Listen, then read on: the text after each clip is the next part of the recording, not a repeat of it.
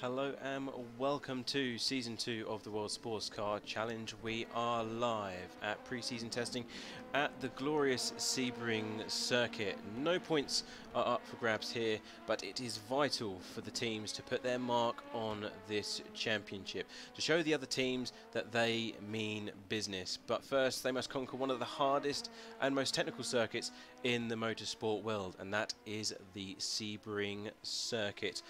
First run in, or first taken over in the 1950s, Sebring is one of the oldest operating circuits in America. Converted from the old training base for the US Air Force, it quickly attracted several championships. Of course, today it is well renowned and known for endurance races such as the 12 Hours of Sebring, a merciless attack on all senses in both day and night conditions, and this afternoon will be no different. 3 hours of racing await the drivers and the teams, and I can't wait to get started. Right now though, the teams are completing the final moments of qualifying, only 2 minutes left, and the GTEs have already had their set times for this afternoon. They've already had 30 minutes window to be able to get their ultimate podium position for their class, and we're starting the stream a tad late due to some issues, hence why we have missed those. But however, the LMP2s have still got 2.5 minutes to get around the circuit to get that all-important top spot before the green flag. Now, of course, as I said before, this is pre-season testing, not just for the teams but for the organisers as well. So this is the prime moment for them to gain important information about their cars, about the regulations, about how things are run here, their drivers, and more importantly, the teams who will get the teams that they're going to be competing against.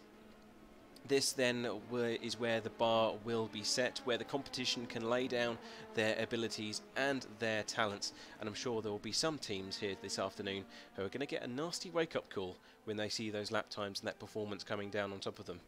But we're going to run through the order just quickly for you, get a rough idea of where people are and who's doing what. Of course, as you can see on our overlay, due to the new content being used, everyone on the left hand side is shown as an Rfactor2 symbol. Unfortunately, we did not have the time to get the overlay set up, but for round 1 in 2 weeks time at Road America, that will be resolved and you can easily identify who is in what class.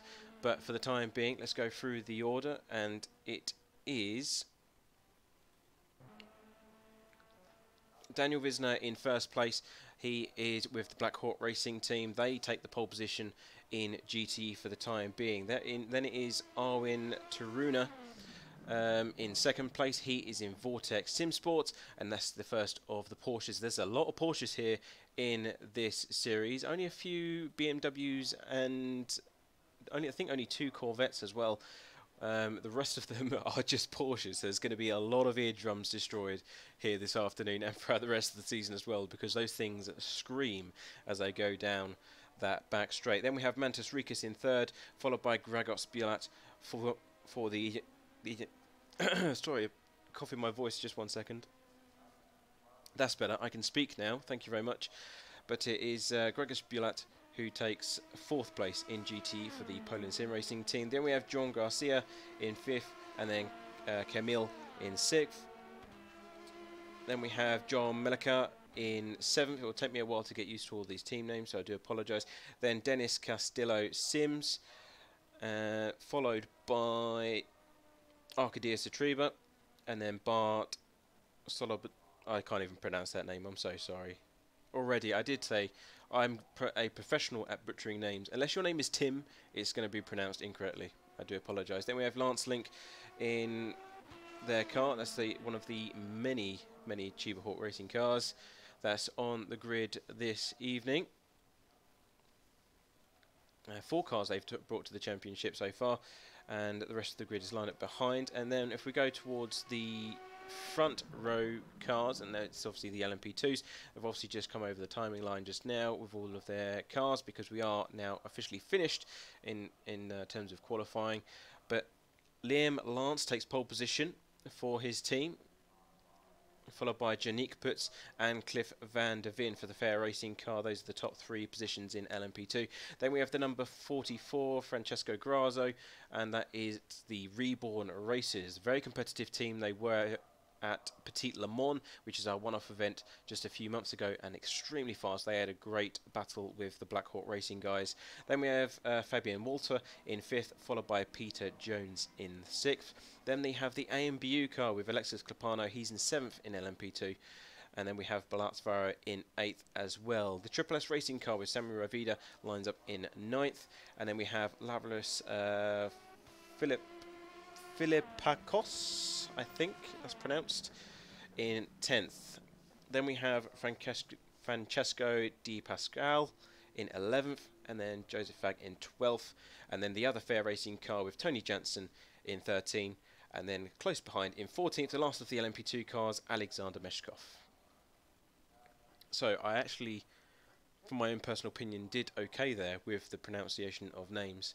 I'm not sure about you guys, but I'm getting better. I'm improving slowly as the seasons go by, but don't want to overdo myself. Got to pronounce a few incorrectly, just a smidge, just to make sure that I'm not losing it. Well, I've still got this talent that I've earned. But we are going to go into a 5-minute warm-up session before the race begins. We're just waiting for the last remaining few LMP2 cars to come back into the pit lane where they can start the warm-up session. And then after that, we'll get a 1 lap behind the safety car before both classes are unleashed onto the Sebring circuit. So what we're going to do is we're going to go for a quick commercial break just while the cars are going around. And after that, we will bring you the action live.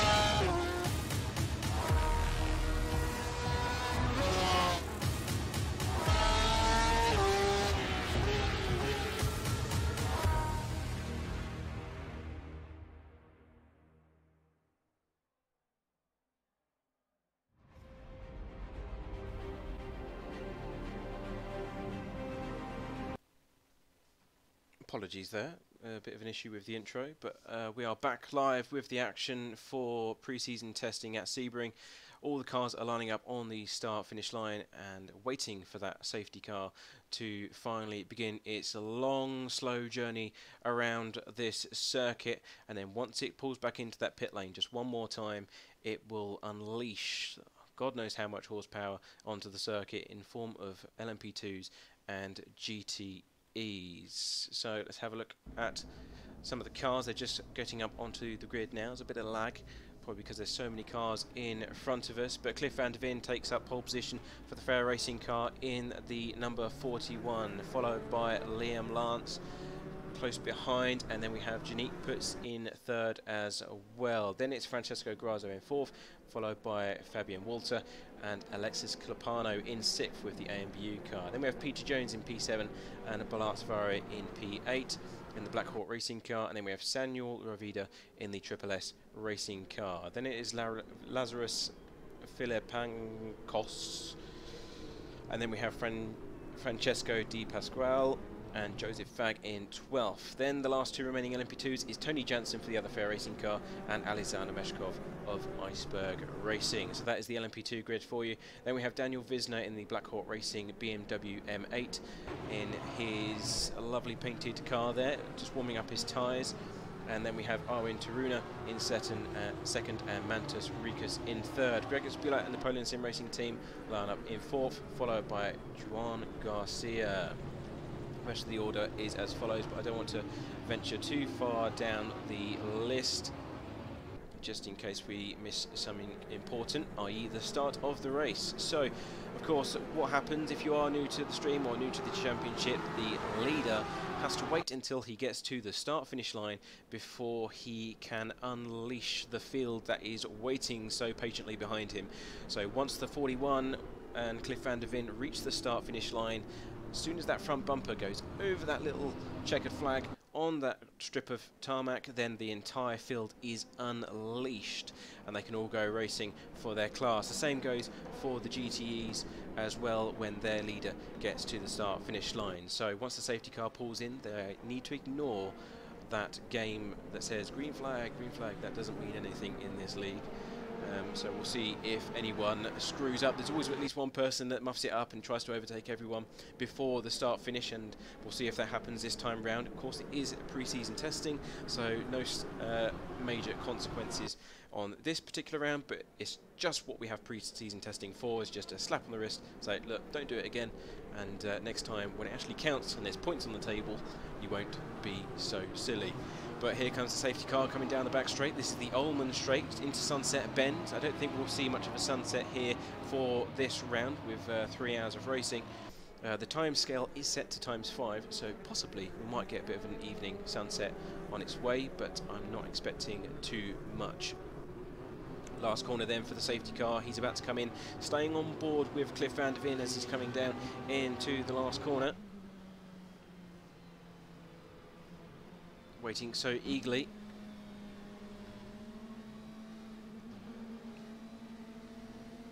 All the cars lining up too wide as they come towards the start-finish line. There's the marshal with that green flag, and he's got to wait just one moment, and we are racing. All the LMP2s are away. Cliff van der Veen gets an amazing start. Poor start though for Liam Lance as he goes down the order as a result, and here comes Janique Puts. Janique Puts up into second place, down onto the inside line, and even a bit wide. There's two cars going wide in the background there. All appears to go fairly smoothly though, because no incidents to be reported. Here comes Daniel Visner. They're all coming through turn one as well, the GTE cars. He's lost out to first place to Arwin Taruna, and that means that Vortex Sim Racing take the lead in GT for the time being. No further incidents are reported. No one's dropping down the timing drastically, so I believe we have got, surprisingly, a clean turn one so far. Back to the leading LMP2s though. Cliff van der Veen continues to lead along with Janique Puts close behind in the Hansa Racing car. He's not letting him go anytime soon, but there is a fairly large gap between him and Liam Lance in the car behind, so fairly nice advantage for the time being for these two LMP2 cars. Moving further down the order, we have Francesco Grasso. He's still hanging on in the 44 car into fourth place, and then we have Lazarus in fifth and Balazs Vare in sixth. Not much movement from those guys there. All seems well in the in respect to incidents, though, nobody's come to us and said anything that's gone wrong, and I can't see anyone on the live timing spiraling out of control either. So I think we might have got away with that one. 33 cars all going through the same corner at once isn't too shabby when you come to think of it. So great driving from all these guys. They know that it's important to stay clean in the first lap, as Daniel Wisner knocks one of the cones flying as he comes down into turns 13 and 14. That Black Hawk Racing car, one of the BMWs, very few of these, along with 2 Corvettes that are on the group with us this evening, or this afternoon. Other than that, it's just a stream of Porsches. Okay, so Black Hawk Racing goes down the left-hand side. Daniel Wisner trying to retake that lead from the number 25, but it doesn't work. Vortex Sim Racing hold the inside line. Nicely done there, and great stuff right off the bat here. And we've got one LMP2 car out of contention, and that is Samuel Rovida. Samuel Rovida got turned around in Sunset Bend, the last corner, and he's dropped way down the order into last place. Now he's going to interfere with the GTEs though, because he's not back up to racing speed just yet. He decides to get off the track limits and just get out of the way. Smart move. Don't want to be in that position where you're going to be costing all of these guys time, and that's a bad result for Samuel at this stage of the race. He's going to have to be very careful as he tries to regain some speed and get back onto these track limits.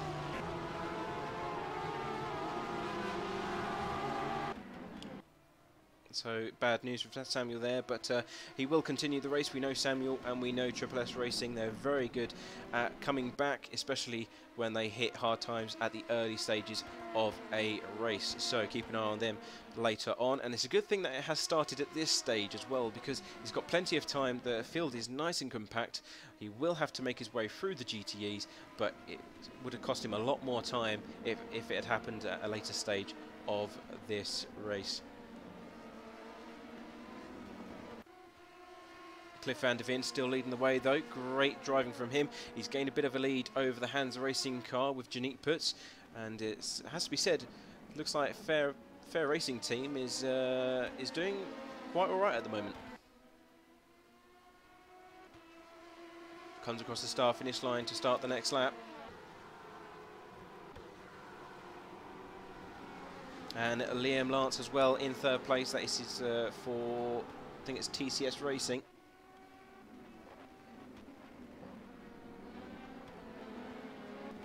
That's the number 55, and of course they do have behind them, it looks like a stocker skin LMP2 there.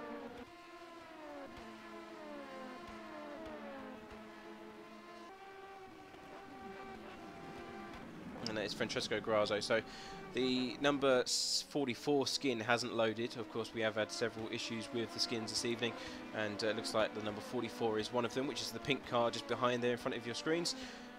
But it is a really nice car. Nice, it's like a yellow/black kind of theme, and it's really good. Usually they go for the camouflage type. They had a black and grey type camouflage deal going on for Petit Le Mans, but it looks like for this season they've gone for a more professional kind of look in respect of their lines and their paint scheme.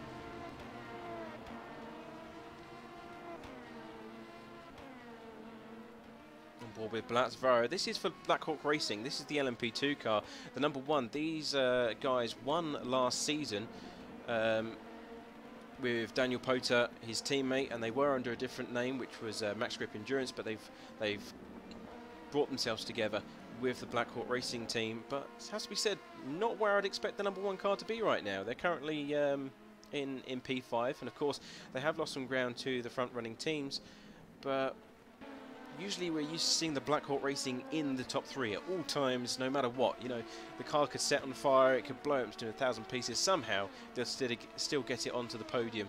Now, of course, there are still 2 hours and 55 minutes left, but anything can happen. But that's one team definitely to look out for. These are the defending champions from Season 1, currently in P5.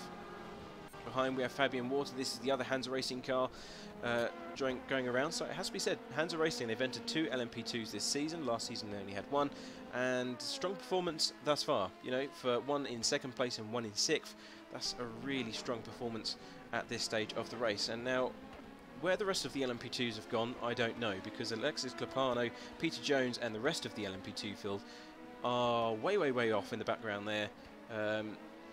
almost in another dimension. But you know, at this stage of the race, to have a gap that's that large after 5 minutes of racing between these LMP2 cars that's huge. You know, 2 or 3 seconds in what is about 4 laps. That's a lot of time to lose. So maybe some wheel-to-wheel action has been happening there, some losses and other things happening. But we'll move on to the GTEs for the time being, because of course we've given the LMP2s a lot of our attention for the first 4 laps or so. So back on to the Black Hawk Racing car. They are not able to retake the lead in GTE as of yet. So Vortex Sim Sports are still retaining that position with Arwin Taruna in the lead, or in charge of that Porsche RSR. And then coming up in 3rd place is Gregos Bulat. Here come the Poland Sim Racing team. So they've made it up into P3.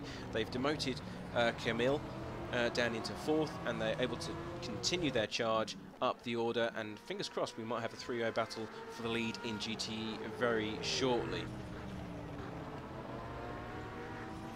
Now, looking on my live timing, it looks like the 4th place GTE, which is of course Kamil, is got a fairly large gap of around 1.5 seconds between themselves and the next car.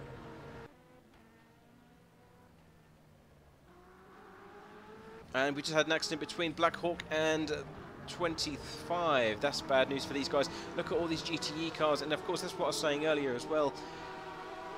At this part of the race, everyone is condensed and compact, and that's not what you want to see at this stage of the race, because all these positions that they're now losing, that's one of the Corvettes with Chris Tarboton, and Black Hawk Racing have just gone from 2nd in class, starting from 1st, and they're now way down the order, and I think I can find him on my list. He's gone that far down. He's in 30th place overall, and he's 4th from bottom in the GTE class. So from 2nd to 4th from bottom, and that's all it takes, just that split moment of concentration.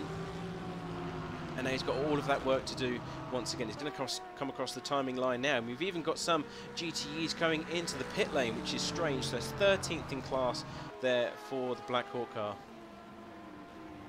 And we've got some technical issues. I think that's that was the TCR car in the pit lane there.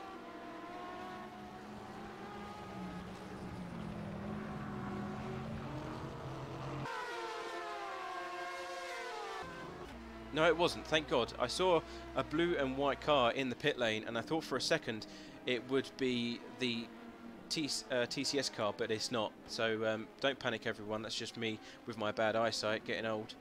But I think it is actually Triple S Racing. I think it is Samuel Rovida that is in the pit lane. And I'm just looking on my timing, and it is Samuel Rovida. He's at the bottom of the timing sheet, and he is the one that has had to DNF for some reason or another. Hopefully it does just require some repairs and he can get back underway, but bad news for that LMP2 team.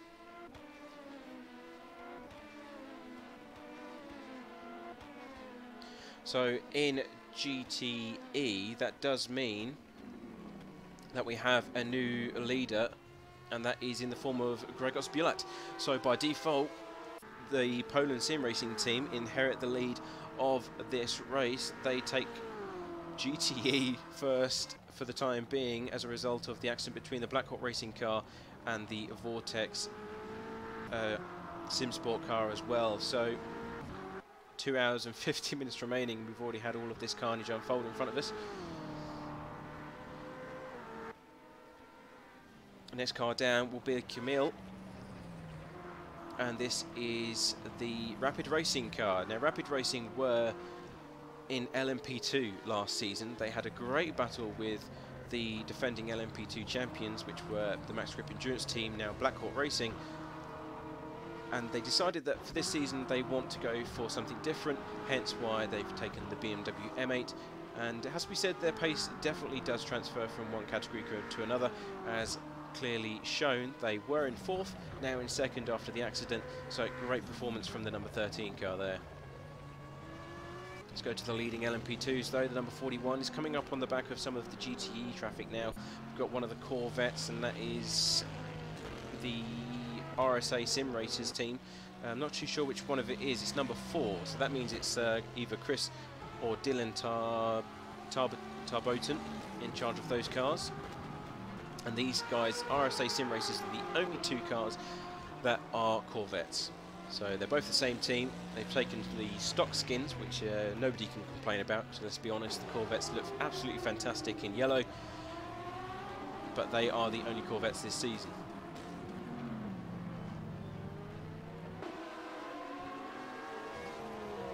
Now Cliff van der Ven continuing to extend his current lead. Hansa Racing close behind with Janique Putz, and the time has now extended to around 2.5 seconds between the two cars.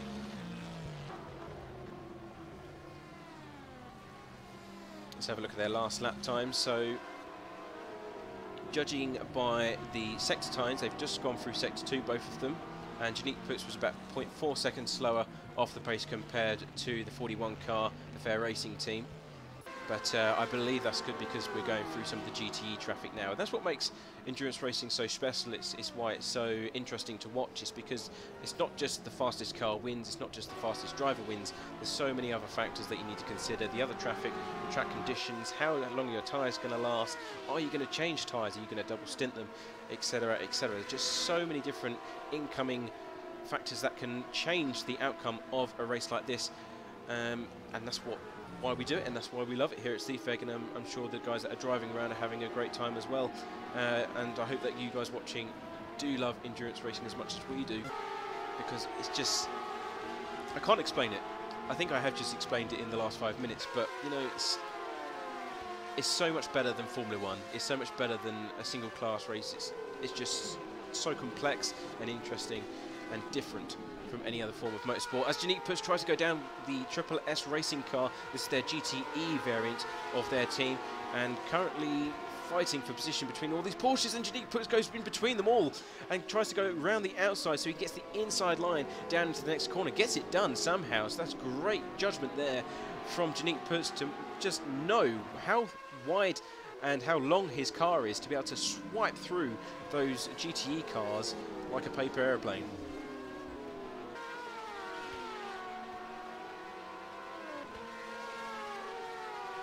That will have cost him some time compared to the leading car though. Still 2.2 seconds to the leading car of Cliff van der Ven. You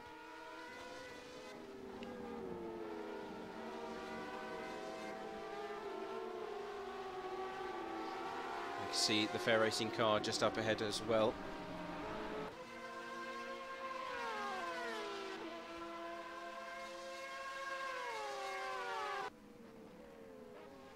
Let's have a look and try and find some battles for us, because Balatsvaro is attacking Alexis Klapano. This is the AMBU car that is ahead, currently being driven by Alexis Klapano, and Balatsvaro, of course, in the Black Hawk Racing car, the #1, very nicely placed on the side of that car, and they're going through the GTEs, and can he take advantage of this situation and gain some ground on the AMBU P2? And this is going to be a battle for 4th place in class.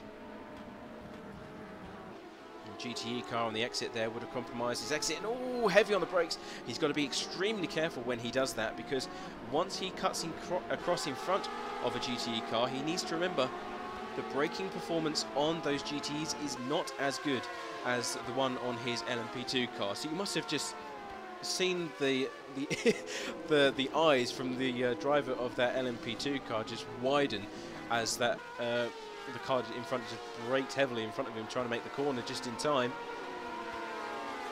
And we've had that before personally at Seefeg when we've been in an iRacing endurance event where a faster class is cut right in front of us trying to get the ideal line, but then you just think, I can't stop in time, because guess what, I am not a prototype car, and they just get shunted off the track. But then of course it's all your fault in the end anyway. So very lucky escape there by Balatsvaro. And we've just had one car get demoted, and that is Liam Lance. Liam Lance has gone down the order. That is TCS off circuit limits and back up to racing speed now, but he's lost out on those important positions and now back down to P5 as a result. So bad news for them, and that of course means that Alexis Klapano and the AMBU car go into 3rd place onto the podium, and Balatsvaro up into 4th as well. So all happening here. Look at all of these cars going down the back straight. That is absolutely amazing sight to see. Of course, all of it, almost 80% is Porsches, the other percentage is LMP2s, and then about 1% is BMW and Corvette. But still, nonetheless, all these amazing paint schemes really do bring this series to life, and I can't wait for them to be fighting side by side for those points as well in 2 weeks' time when we go to Road America. So TCS Racing, now they've got Hansa Racing behind them, Black Hawk Racing ahead. So a lot of work to do to be able to get those points back, or positions back rather, because of course there are no points available here tonight.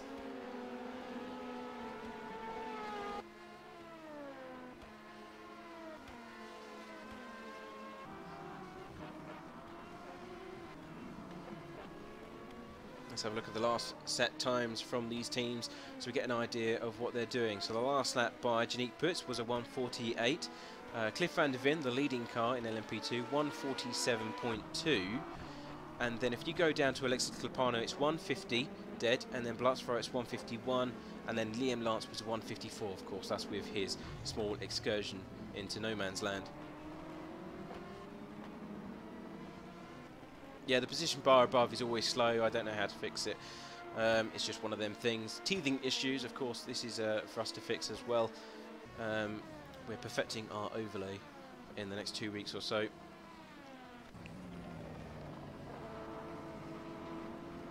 Personally, I'll just use the bar on the left-hand side if you want to see quick positions, because it does change from front to rear very quickly. And we have another car that's down the order as well. That is Camille, and it's the first DNF of this race, and that is the number 13 car. I believe he's had to disconnect, but I know that they were suffering from issues of that regard. So that means that even the GTE, that means that Mantis Ricus has moved up the order, and I think that's the Rookie Monster car. Yes, of course, you can tell it's a Rookie Monster car because it's got so many different colours on the side of it. Now these guys joined us for our one-off events in the summertime, so that was Le Mans and Petite Le Mans that we hosted, full 12 hours and 10 hours respectively, and they had a bit of a mixed result in both of those events. There's a few cars that joined, I think it was about 3 in Petite Le Mans, and they all seemed to run into issues, but still did fairly well in 1 or 2 of those cars. It looks like this time their practice has paid off, it would seem. Perhaps they've done more practice, dedicated more time, or just perhaps dedicated or perfected their setup. But it seems to be working well. P2 in class, of course, that is due to the fact that Black Hawk Racing, Vortex Sim Racing and Rapid Racing have all had issues, but nevertheless, of course, they are still running well and no doubt deserve that position.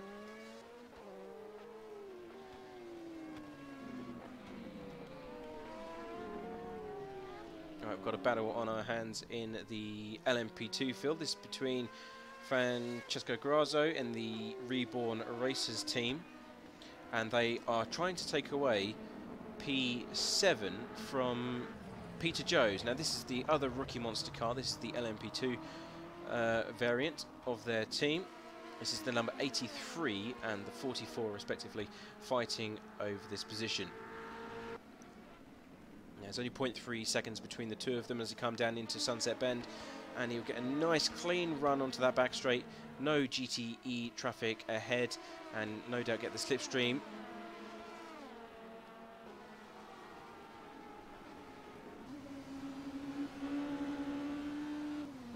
Oh, and he goes wide into the exit of turn 1 off the curbing, which is extremely bouncy as well, so that's not going to do any good to the tyres, and a lot of curbage riding here. Just need to take it easy now, because he will have picked up a lot of dirt and gravel from his small off track there. And now these LMP2s are very twitchy at low speeds as well, especially down into the hairpin, which is turn 7 here. So you have to be careful when he comes back onto the power, otherwise it might snap oversteer, which he does nicely. So Grazzo is extremely quick, we know that from Petite Le Mans. He fought with Black Hawk Racing pretty much the whole 10 hours that he was there, along with his teammates. But a bit too much throttle on the exit of that turn 1 at this moment in time.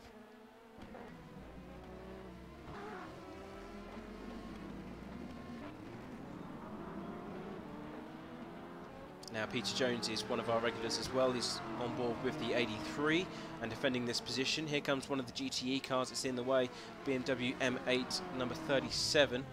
That belongs to, or 87 rather, that's F1 Bros Racing. That is currently going round at the back of the order as well, but obviously they're having a few troubles themselves.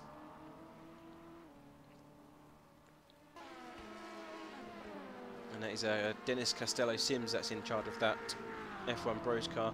Currently 30th overall, so that's only second from bottom in the GTE class, about 13th, 14th. So unfortunate news for them, but still going strong.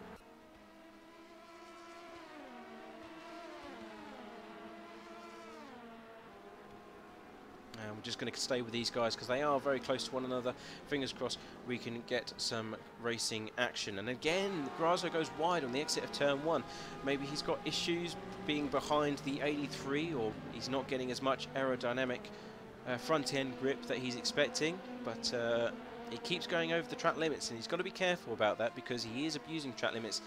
Not that he's gaining any time, because it's quite hard to go wide at Sebring and actually gain an advantage over another team, but still he's not going to be doing himself any favours because behind is the number 14 as well, and that is one of the newer teams on with us this season. That is Seawolf Netrace Motorsport, and that is currently being driven by Francesco Di Pascal. But he's looking very racy and competitive at the moment, and he could be in a position to overtake. And oh, I've just missed it as well. And of course, the 83 gets overtaken by the 44. Good move there. Bit of a mistake from the 83 and just lets him by. And now he's got the GTE car as a nice buffer zone as he comes down into turns 15 and 16. Perfect the line on the exit onto the Ullman Straight, and off he goes. But Peter Jones gets demoted into 8th place. But what we're going to do now is we're going to go on board with Francesco because he's the next car due to take that position away. Fingers crossed, let's see what he can do. Last lap times for these two teams. Peter Jones 1:47.9 and then Francesco's a 1:48.4. Now how's that compared to their best, you say? Well, I have that information for you as well. 1:47.735 compared to 1:47.256 respectively. So theoretically the number 14, which is amazingly painted by the way, it looks absolutely brilliant. I say that and he goes off track. Commentators curse and everything, you know, I say he's doing well, he's faster, the paint looks nice, and he goes wide into turn 1.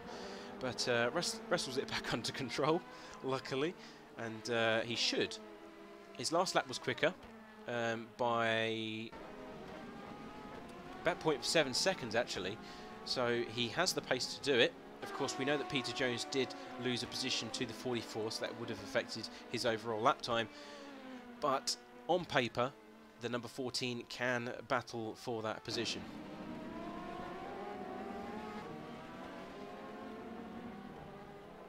And I have to say, just while we're on the topic of paint schemes, we were just commenting on how what the 14 car looks like. Can I just say, the paint schemes this season look absolutely brilliant. Some of the cars that we've got going around, I mean, look, fair racing car, a lovely blend of orange and black, looks absolutely downright gorgeous. And then we've got the number 12 and the 14, my personal favourites, if I'm truly honest, no bias, I promise. But the number 12 and the 14 cars, the Seawolf Netrace Motorsport cars, absolutely brilliant as well. Then we have the Black Hawk cars, they always look nice. We've got Chiba Hawk Racing, they look nice. Of course, Corvette, they're stock skins, but who can complain about a yellow Corvette? They just always look good. But yeah, just the teams, the skins overall, across the board, really, really nice. And there's an car off track there, and I think that would be the Iceberg Racing team. Yes, it was. So here's the Alexander Meshkov in charge of this car. And they're currently at the bottom of the LMP2 order. Of course, we have had 2 DNFs so far, and one of those is the Triple S Racing car. Oh no, Samuel Ravida, tell a lie. Tell a lie, Samuel Ravida and the Triple S Racing LMP2 car has gone back out onto the track limits and is still continuing the race. So good sport, even though they had engine troubles and they had a large plume of smoke coming out the back of that. And what the hell has happened here with Alexander Meshkov? He just goes straight off the track limits.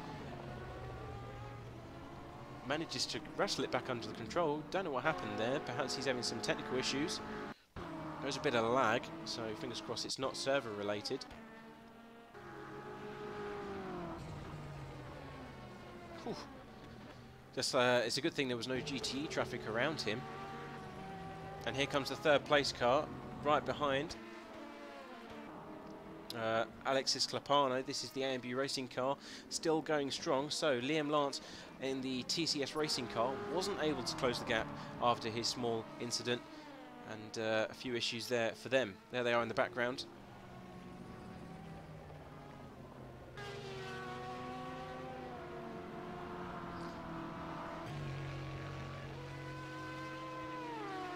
Now 2.5 or half an hour has eclipsed. We are getting a few cars starting to come back into the pit lane.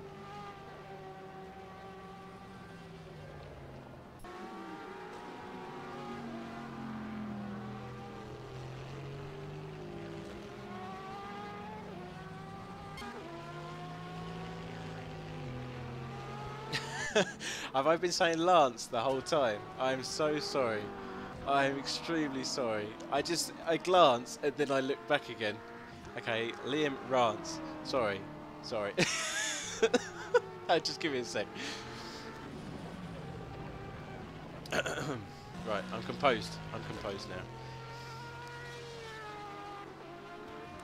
I'm not. Really, I'm not. Okay, Liam Rance is still in P4 for the TCS racing car. He's now got a gap of around 6 seconds between him and Alexis Clapano in third place. Goes wide around the outside of the number 12 car. Ooh, nicely done. Just swoops in just in time.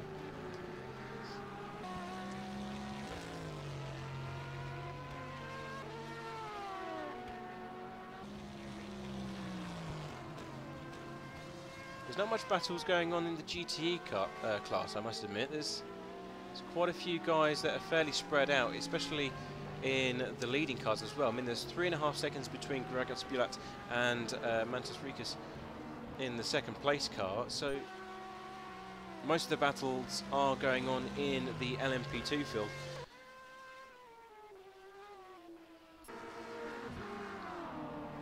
Now, we did actually miss an overtake, and that was between Peter Jones and Francesco Di Pascal, and that's the 14 car, the one that we said was going to potentially catch up and overtake. Actually did while we wasn't looking, but they're also catching up to Fabian Walter in the 6th place rookie monster car as well. So we could see another battle on our hands here.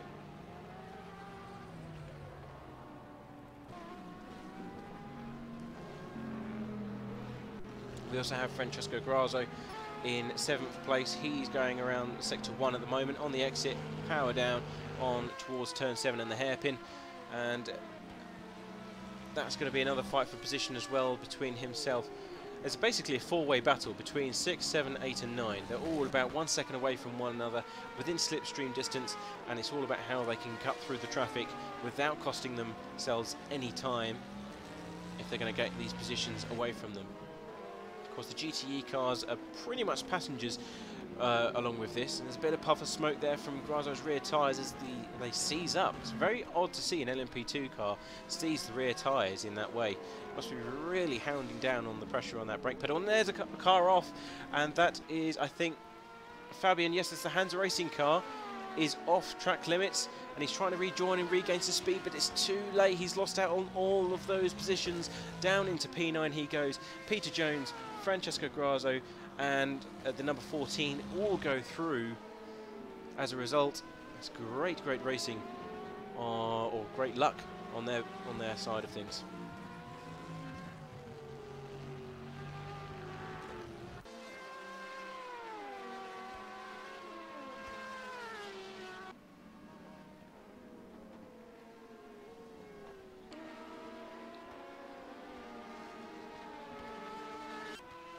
Now officially gone past the 30-minute mark, 2.5 hours remaining.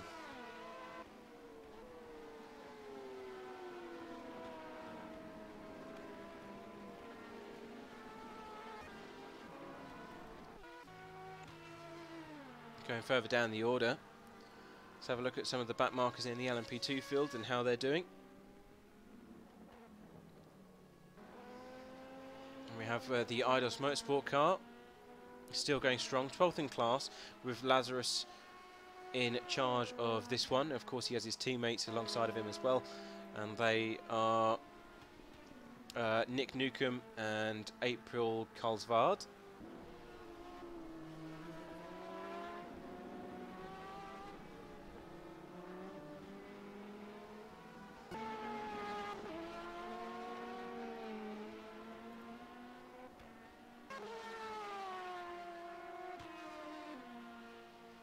And I think we have, I'm not too sure what's going on here between the GTEs, but we've had an incident involving Gregos Bielat. He's lost a lot of time for some reason, because the lead of GTE has changed from the Poland Sim Racing team into the hands of Team Vanguard, which is the number 26 car.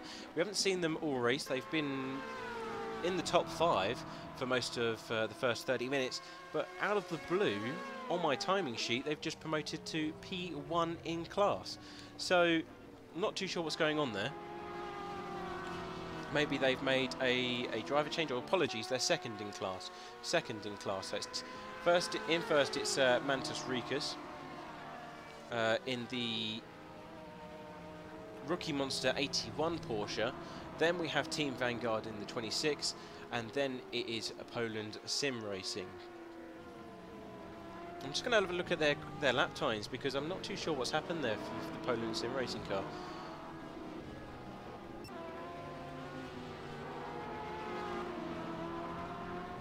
Right, so his last lap, lap 16, was a 2:14, and there was a lot of damage sustained. It says damage 100% on that particular lap, according to this, and his sector time was even worse with 59 seconds there. So it doesn't look like it's not long enough to be a pit stop, and it's not. It must have been damage. It must have been damaged somewhere along that line. And he comes down onto the inside. This is for second place. Thinks better of it as he comes into turns 12. That is tower turn.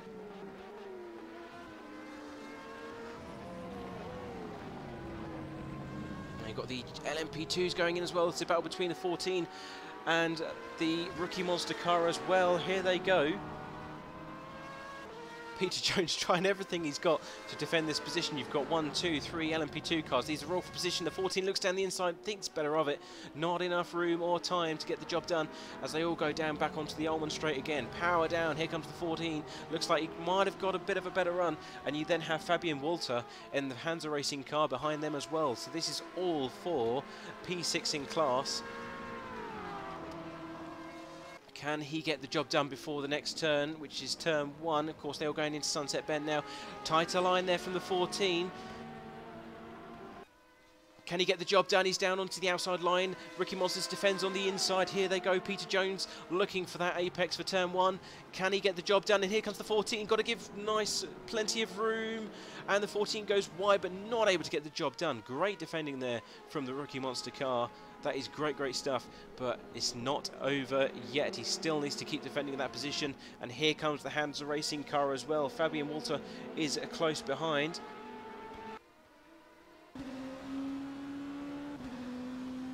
Maximum power down into turn 7, which is the hairpin.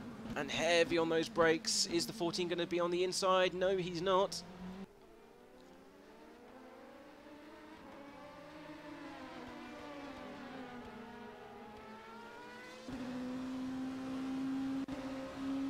And on board with the Hansa Racing car now, as they're coming down into Cunningham Corner and then Collier Curve. Full throttle for these LMP2 cars through that section of corners. The GTEs not so lucky, they have to have a small lift. They just don't have the aero package available to go through that set of corners full throttle.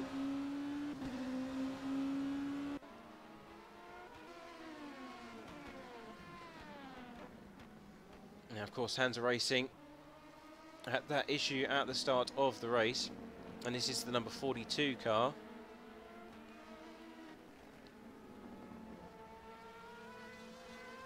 So let's have a look at some of the lap times that they are posting at the moment. So we have Peter Jones, his last lap was a 151.9. Last lap for the 14 was 151.5, and then Fabian did a 150, and there's a car turn round. I think that is the F1 Bros Racing BMW. I think it is, yes, that's a small turnaround into Sunset Bend. Don't think that was anyone's fault but his own, maybe just a bit too much onto the throttle. But yeah, the Hansa Racing car, last lap was a 150.4, so definitely the faster of the two cars at the moment, and fingers crossed we can see a three-way battle for this position very shortly. But let's see if we can find anything else, something elsewhere for the time being. We know that Cliff van der Ven is still leading the race in the Fair Racing car, the number 41, and he's got a 16-second lead. So very good racing and performance by them. Their last lap time was a 147.2, which is on par with Alexis Glapano. He's doing the same lap time, obliged by about a few hundredths of a second.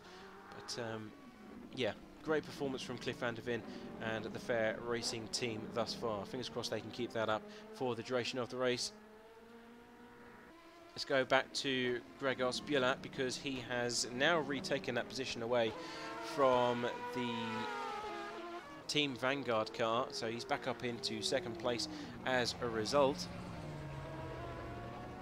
They're of course using the stock BMW skin for the time being. I do believe they do have a custom skin, but because of all the issues we've had before this race, they decided to go with one of the default ones.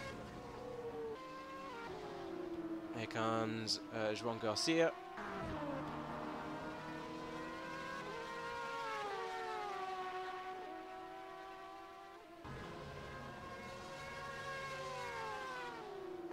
Now this is a battle for third place between Team Vanguard and Lance Link. That is the correct name there is. See, this, I swear to God I saw Lance Link's name somewhere, and it's true. So this is going to be confusing throughout the whole season. You've got Lance Link, and then you have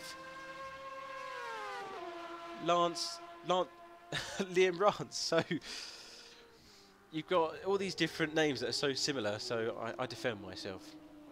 I'm not as bad as I thought I was. Okay, so you have Lance Link, he's in the 36 Cheetah Hawk e-racing car, and he's looking to take this position away, which is third in class, so Porsche versus Porsche as they come down the main straight into turn 1.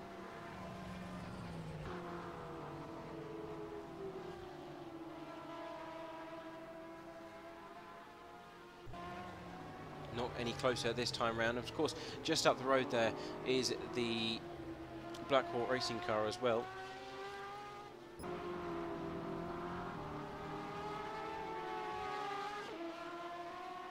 Bit of an off track there by Team Vanguard, and here comes the number 36. Could this be a position change? He's going to defend on the inside line for turn 7. Both heavy on the brakes, of course. None of these cars have ABS. No puffs of smoke from either of those cars, and he gets the defence job done. Holds on to P3 just for a little longer. Looks like the 36 is hungry though. He's going to have to defend that position for quite some time. Defend off all of these attacks. Goes onto the racing line once again. Makes one defending move and then moves back to the racing line. The number 26 doing well at doing his job. But all of this fighting between these two cars is costing them both time. And that means that Gregor Spielat can get away by driving up the road in clear road conditions.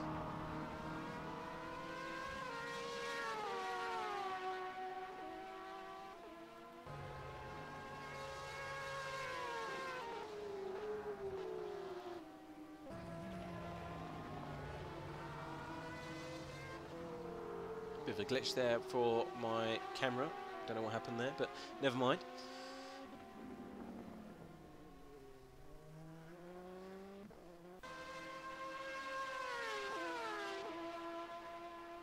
Looks down the inside, not close enough, way too far back. Nice tight line there from the 26, just hugs that concrete wall. Of course, that is a bit of a scary moment at Sebring because it's such a fast corner, especially with the entry speed. You just have to kind of bleed it out as you approach the apex, and you want that nice tight apex and just cut the corner short so you can power down early onto the main straight again to the start finish line. And we have some of the LMP2s coming into the pit lane now. We're having Cliff van der Ven, he's coming to the pits. Fabian Walter takes the lead, and Janique Puts and Alexis Clapano all into the pit lane and getting some more fuel for their LMP2 cars. Now, whether or not they're going to take some more tyres is another question. We know that Sebring is a very high tyre degradation track. It's going to rip these tyres to shreds as time goes on, especially as you can see the sun is shining above us. The track temperature will be very high. But the question still remains as to whether or not they can double stint those tyres, if they're going for the softs, if they're going for the mediums, because of course they will lose time, vice versa, no matter which way they go and how well they can look after that rubber. No one's actually decided to go for a driver change yet, I do believe.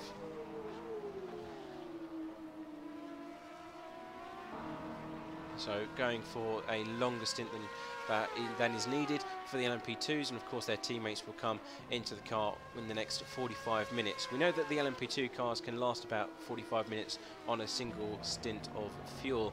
Now the GTEs, however, can last about an hour, and that means that we're going to be expecting around 2 stop strategies from the GTEs and 3 from the LMP2s, and you can just see them all coming onto the Ulmann Straight right now behind these 2 battling cars. Remember, this is for 3rd place in GTE, and here comes Peter Jones in his LMP2, followed by TCS Racing as well.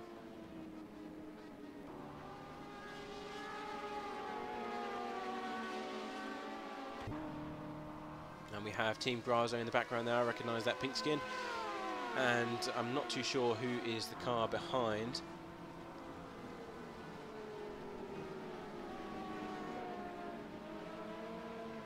Oh, it's the number 14.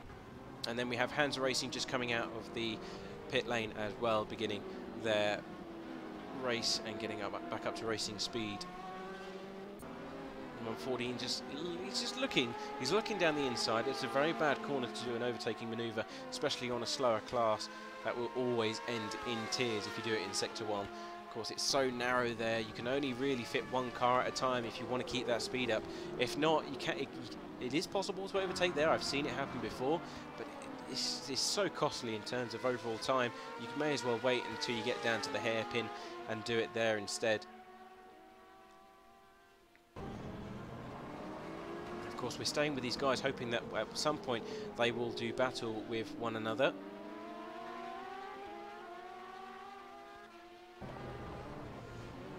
Only time will tell us whether or not they have what it takes to take 3rd place away from Vanguard.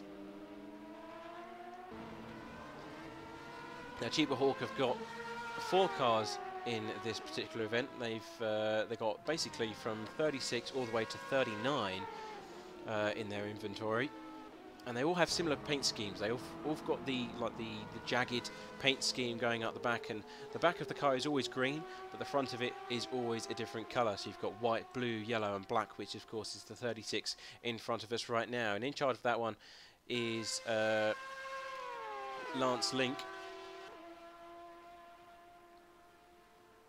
and he's going to have to he's doing enough to stay with Team Vanguard in the 26 for now. He just needs to give that extra tiny bit more to be able to take that position away from him and get the job done. He's in the slipstream, he's got an advantage. Of course, going down the Ulmann Straight and this straight as well, it's not that long, so he needs to set him up before he makes his move. He needs to be able to get close enough to be able to cut back and then undercut him as he comes back onto the main straight once again. And that's the only way he's going to be able to get that slipstream to work in his favour for the next couple of laps. Of course, at this stage of the race, it's not overly important to take that 3rd position away. He may just be sitting back and waiting. We just don't know. You know, there's 14 or so minutes left in this particular stint. He doesn't need to take that position immediately. There's still 2 hours and 15 minutes left. He could just be thinking to himself, I'm just going to stick behind him, wait until my driver change comes up, and then we'll make our move either in the pit lane, or we'll do it at a later stage of the race when we're in a better position. But right now, all that's going through the drivers' heads at this stage is the next lap, the next lap, the next lap after that, and where am I going to be? How are the tyres going to behave? I need to look at the tyre wear, how much I can preserve these for the next stint, if I'm going to double stint them, etc, etc. but I doubt they will be. I mean, an hour at Sebring on these tyres, they're pretty much going to be worn down to the rims, and I'll be very surprised if any team decides to go for another set or the same set of tyres for the next stint.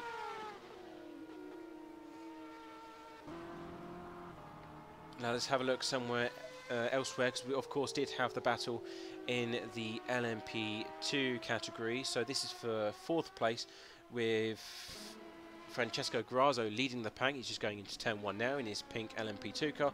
Then we have Peter Jones in P5, and then you got the 14 car with Francesco Di Pascal in 6th. Then we have Fabian Walter in the Hansa Racing car in 7th, and they're pretty much, there's a bit of a gap between them now.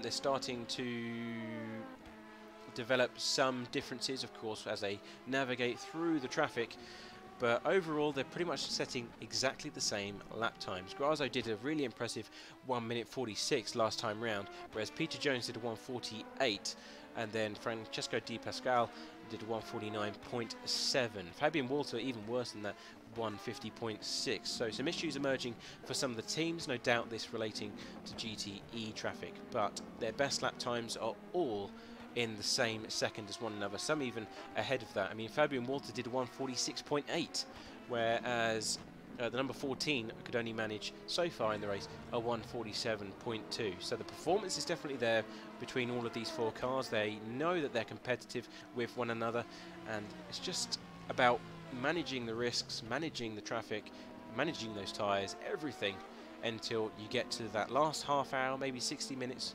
and then you can start really putting the hammer down and putting everything on the line. Of course, they need to still remember it's pre-season testing, but of course that doesn't mean they can't have fun out there on circuit.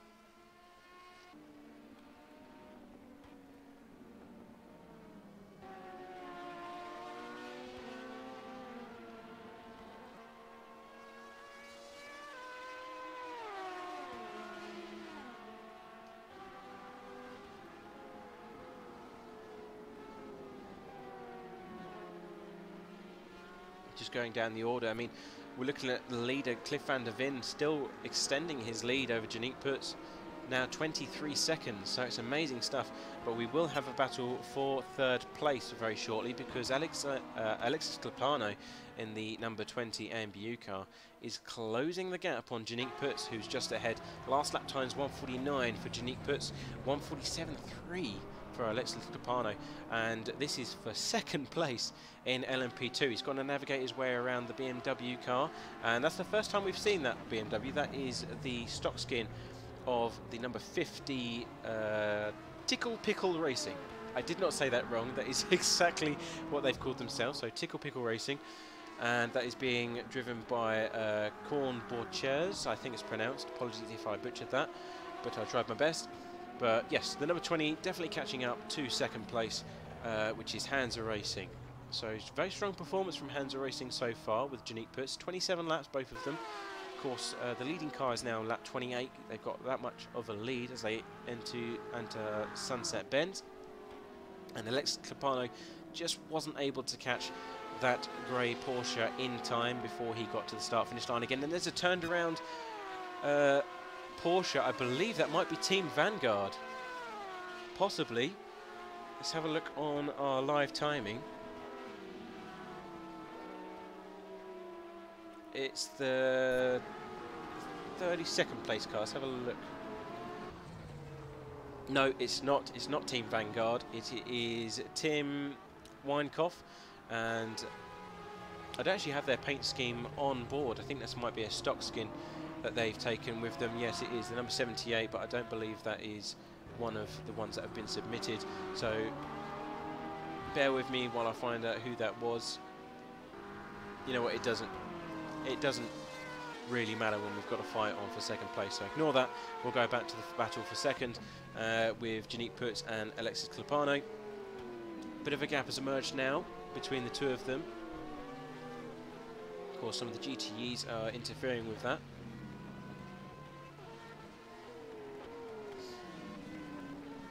And another battle that we have on our hands is between Gregor Spulat and some of the GTE cars as well. So Team Vanguard are around 0.6 seconds ahead of the Secura Racing team, which is of course them and Adam.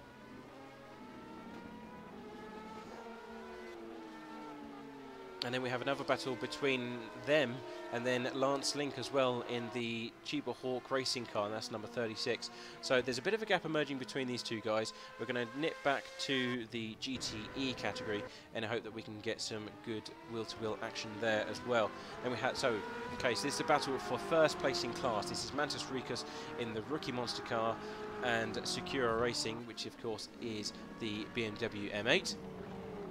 Gregor Spilak trying to find his way past as best he can to retake this lead. And then right behind we have Joan Garcia and Lance Link as well. This is Team Vanguard and Chiba Hawk Racing as well. P3 up for grabs between these two guys. Going back to the lead though, Mantis Rikus going into turns 13 and 14. One of the fastest sections of the circuit. Looks like Gregor Spilak had a bit more better turn-in there on that section of corners. That BMW is extremely planted as he comes back down onto the Almond Straight.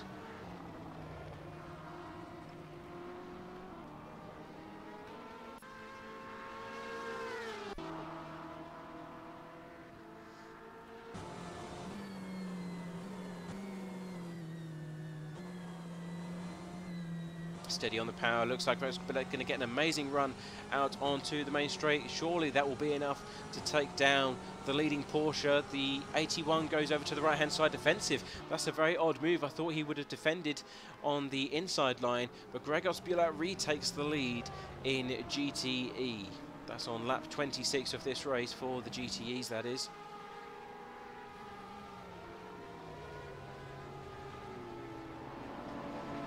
How has that affected the situation behind them though? Because of course that's all costing them time. Joan Garcia and Lance Link are still in the fight, but not close to the leading cars at the moment. There is around, let's have a look on our timing, about 8 seconds between these two front battling GTEs and the rest of the field behind them. Let's go back to Joan Garcia and the Team Vanguard car though, because of course they still are under attack by Chiba Hawk Racing and Lance Link.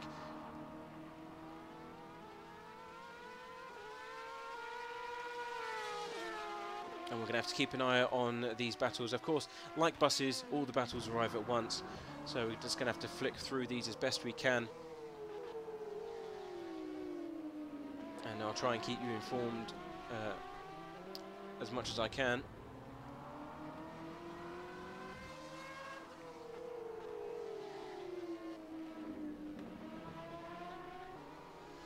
Nice bit of clean air for these two cars now. This is the time where they can just start setting those lap times without much interference from the outside world. And by that I mean the LMP2s, of course.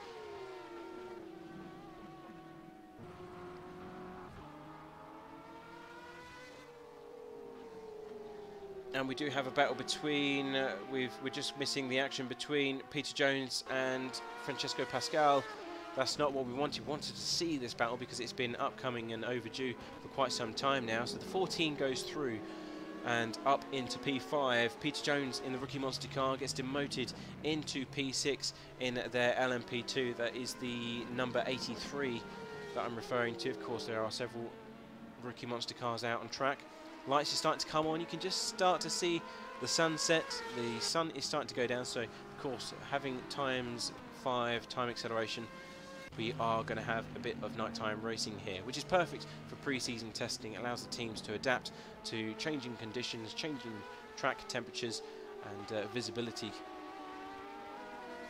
We were due a small bit of rain, but I don't think that's going to be appearing anytime soon for this round. But that overtake has now taken place. Peter Jones has got a bit of a deficit to Francesco Pascal, and I doubt we'll be seeing him come back anytime soon. So we'll go back to Lance Link in his fight to take back third place.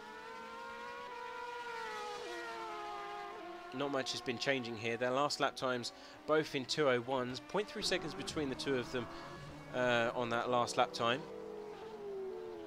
So not really that much difference between the two of them. If we go ahead to Gregos Bilat and Mantas Rikas, 0.8 seconds separating the top two leading GTE cars as well. So good performance all round from some of these teams.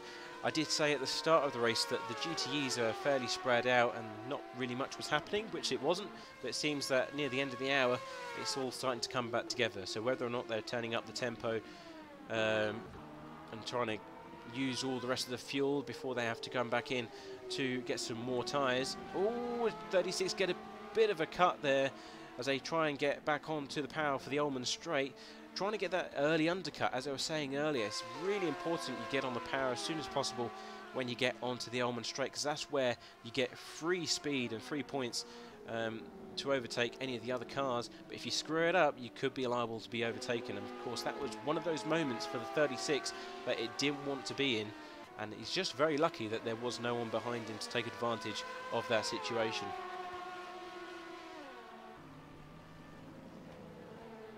Oh, looks down the inside. We're going too wide into turn one. Thinks better of it. Heavy on the brakes there from the 36. And just allows the Team Vanguard to retain that third place. Here comes Hansa Racing down the inside. Bits of puff of smoke from the right-hand side of the car as he brakes down heavily for the first sector.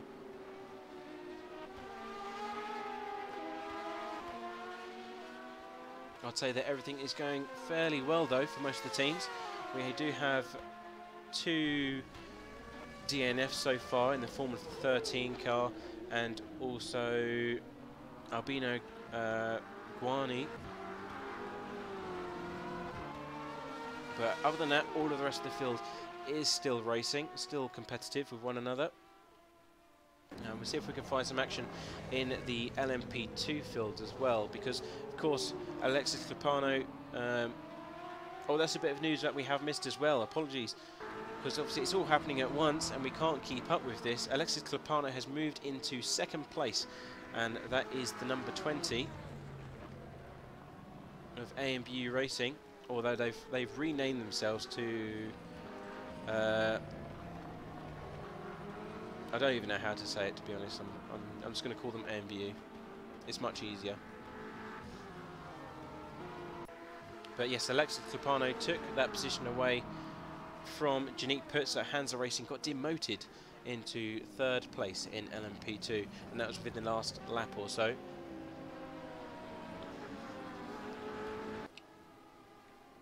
Okay, we are expecting some of the GTs to come into the pit lane now.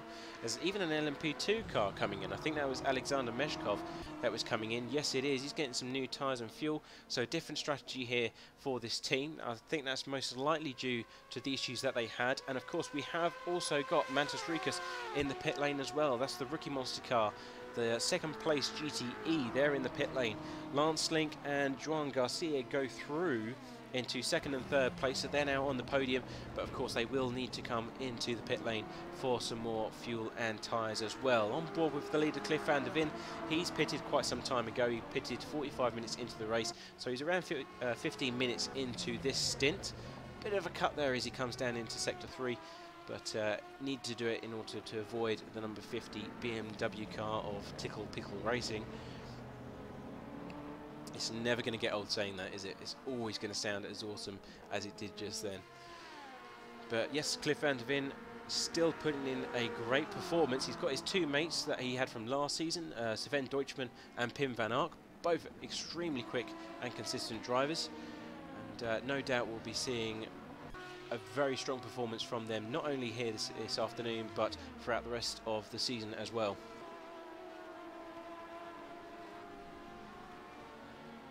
He's got a 37-second lead over the next competitive car, and looking down the order, Peter Jones is slowly falling behind the number 14 car as well. So a few issues there. There's a Porsche going off track, that's not good.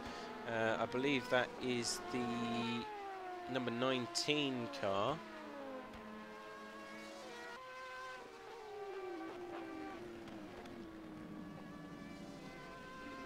And of course, as the pit stops are underway, there's going to be quite a few driver position changes. And you know what, I've just noticed we haven't even paid attention to last year's winners in GTE yet. So let's do that now, shall we? If I can find them on my list.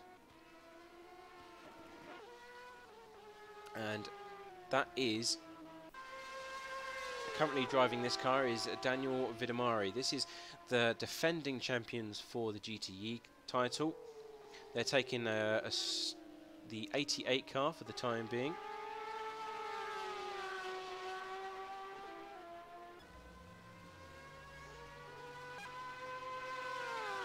And this is not their normal skin. Of course, they will have the number 2 on the side of their car when it all gets finalised and fixed. But yeah, they're taking the number 2 car, but we'll refer to them as 88 for the time being. But they're not doing that well, if I'm truly honest. I mean, again, another team that we're used to seeing up at the top is far down the order. I mean, Gregor Spulat is still in the lead of this race. He's taken it away from the leaders, which were rookie monsters just a few moments ago. But they're currently in 11th in class, so that's way down the order for a team of this nature. And of course, that doesn't consider the fact that they've just had all their pit stops, so we don't really know where they officially are, because of course they could have just come into the pit lane and back out again. It was Eliseo Filito that started the race on their behalf, so it could be the case that they've just done a driver change and that they are due to come back up the order once all the other teams decide that it's time for them to go back into the pit lane again as well. Now ahead of them is the Triple S Racing car. Of course, the LMP2 variant of Triple S Racing has sadly had a lot of issues. Still going strong though with Samuel Rovida behind the wheel. But this one, the 93, is currently being driven in 10th place. And in charge of that one is, well, it's either going to be Martin to Brake or Giri Wario Wiseye. Again, these names, unless your name is Tim, just forget it. Just forget it, okay? It's not going to happen.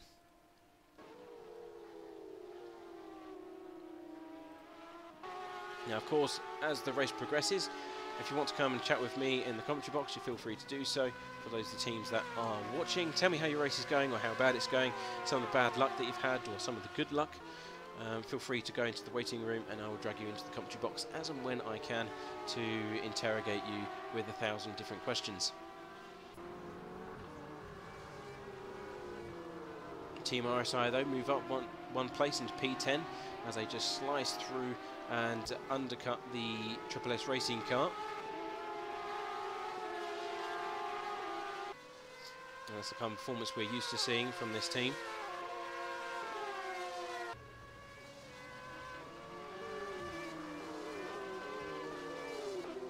Trying to go down the order, see if we've got any further battles ongoing for you. Of course, at this stage of the race, there's a lot of cars flying around everywhere in terms of position, so it's going to be pretty much impossible for me to dictate who is racing who, because of course all of it's gone up in the air in the last 5 minutes or so. Let's have a look back at Samuel Rovida, because of course he had a lot of issues at the start of this race. The engine blew up, there was smoke piling out the back of it, but that LMP2 car seems to be back up and running fairly smoothly. He's up into P14, so he's got through and past all of the GTE cars, and he's in P14, which is of course the back of the LMP2 field at the time, for the time being. His next competitive person or car is 51 seconds ahead, so they're on the same lap, which isn't too shabby. I mean, Samuel is extremely fast driver. We know he's consistent from last season. But it just seems that he's run into a bit of bad luck. And look at the sunset go down. It's really starting to accelerate, and it's only just gone past the first hour of this race. So the teams have experienced a lot of changes within the 60-minute window, and I reckon maybe in the next 15 minutes it's going to be pitch black. Now this is going to be an interesting test. A lot of the guys haven't tested in night, perhaps. A lot of the guys probably thought that they were going to be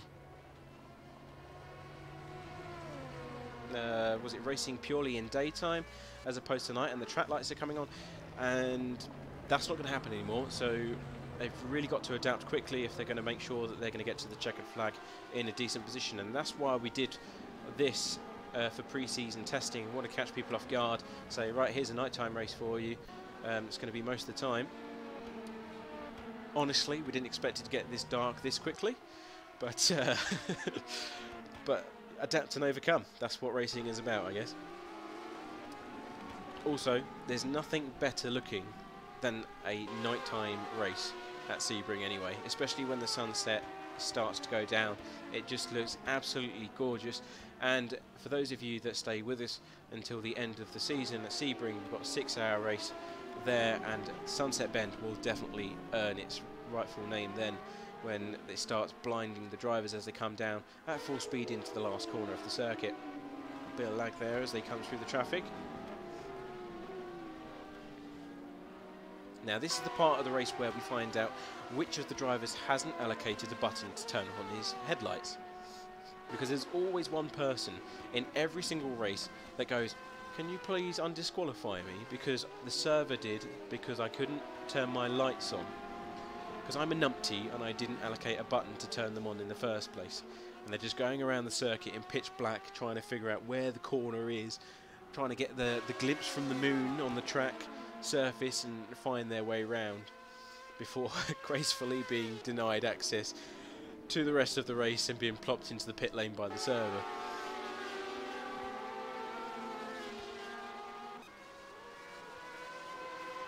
But doesn't look like we've got that many, if I'm honest.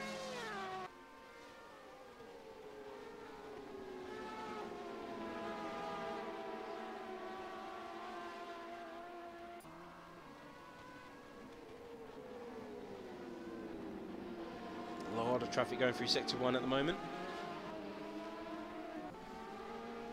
And it looks like all of the pit stops have been concluded.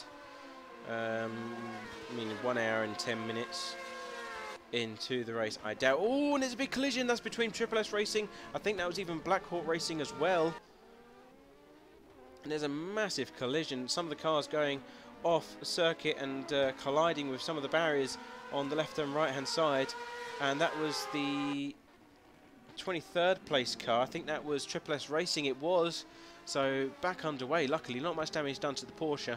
But, oh yeah, he's crabbing left and right. Look at the big dent, and he's got to be careful. Team Grazo as well. They get caught up in the incident. So that was not good racing. He should have just stayed out of the way.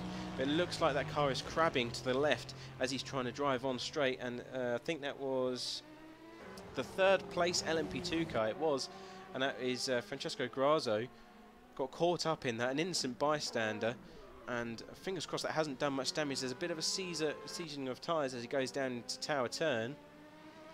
Let's go back to Geary though, because he's back underway. He's moving down the order. He's losing a few positions, and that car does not look happy at all. Yeah, he's losing control of it left, right and centre, and that is not good news. So is he going to retire? No, he's still going to keep going. Just be careful, guys. If you are watching the stream, alert your teammates to this car, because it is not mechanically sound at this moment in time. Where is he at the moment? He's coming into... what turn is that? I think that's Collier Curve. Yes, it is. So he's got another half a lap left before he can get back into the pit lane to get the necessary repairs that he needs. Down into Tower Turn. Oh, here comes the Handle Racing car. Goes around the outside nicely.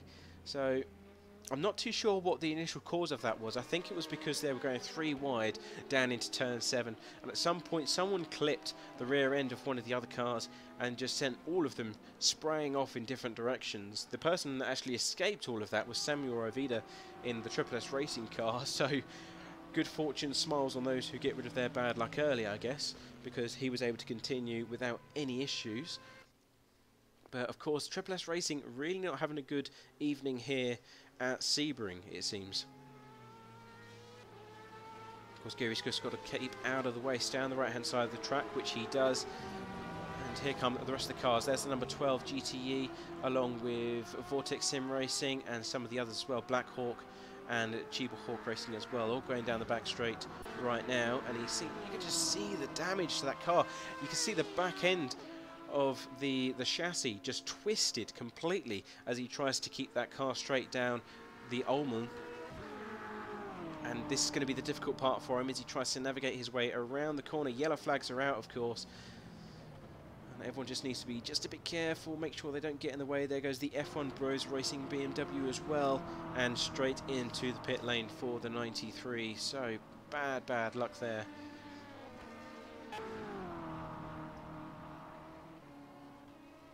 I'm sure that's not what they were hoping for. Straight into the pit box. Luckily, it's the first one in sight.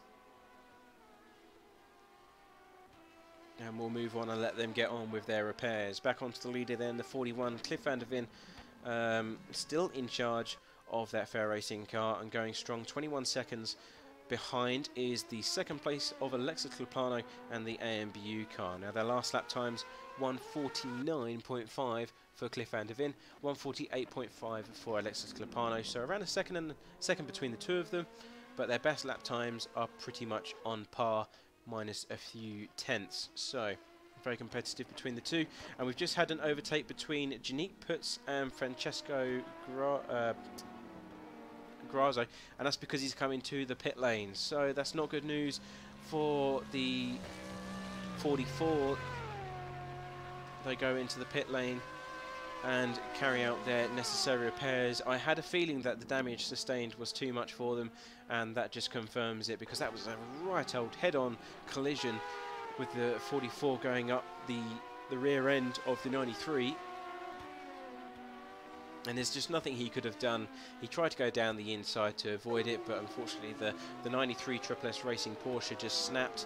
And, oh, very close there for the Hansa Racing car. Dives down the inside, very cheeky manoeuvre, but just manages to hold it in place. But he's very lucky he didn't actually cause an incident there.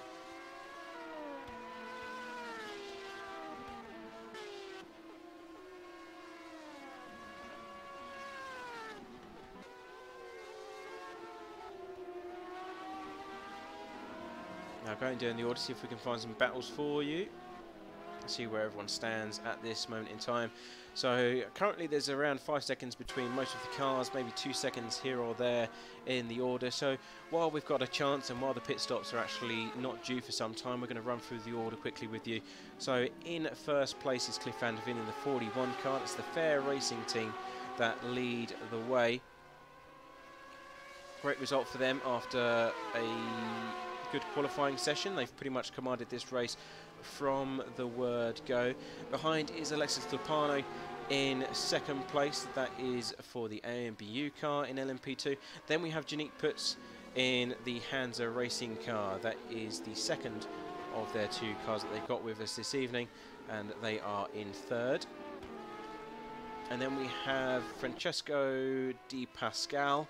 He's moved up into fourth place in his number 14 LMP2 car. Of course, that's after the issues that the number 44 has suffered as a result of that collision.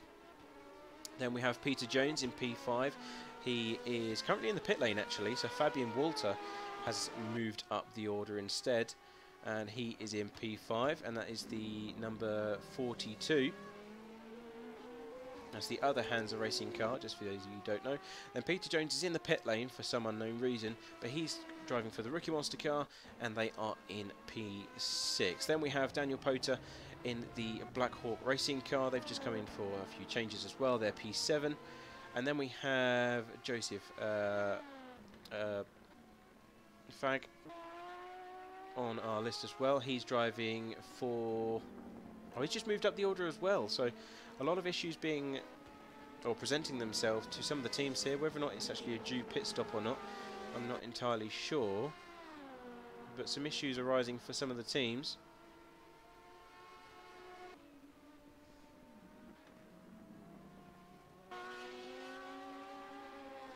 And I'm actually trying to find the team that Joseph is... oh, it's Natural Mullets Racing, that's the one.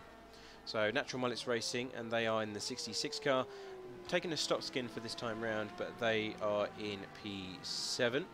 Then we have Hugh North. He's currently going around in P8 as well.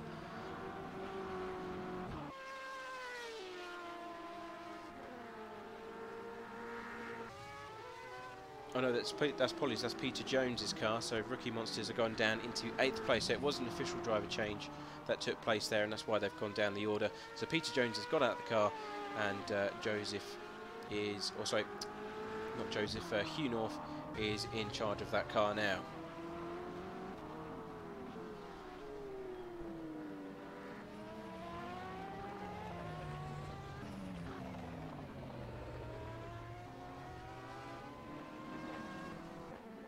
Oh no, I do apologise. They're not using a stock skin, are they? It just looks like the yellow one. What's the yellow car that is a stock skin to the untrained eye? I just saw the back of it and I presumed it was. Apologies. And of course, the news of the day is that the number 44 has dropped down the order into 9th place. So they have had a lot of repairs on that car, and they've dropped down the order into P9. And behind is Tony Jansen, who is in P10. Now this is the second of the Fair Racing cars, number 33, and they're just coming on to the Ulman Straight now. And the question is, has the 44 sustained that much damage that it's no longer going to be competitive? We'll soon find out.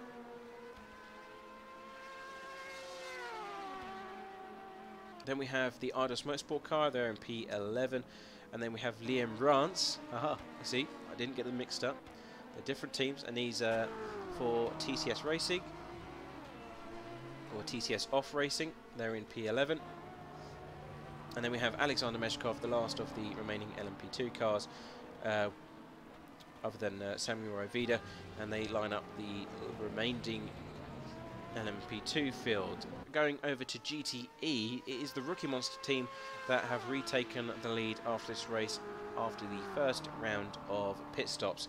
So great racing from them. The number 81 car leads the way.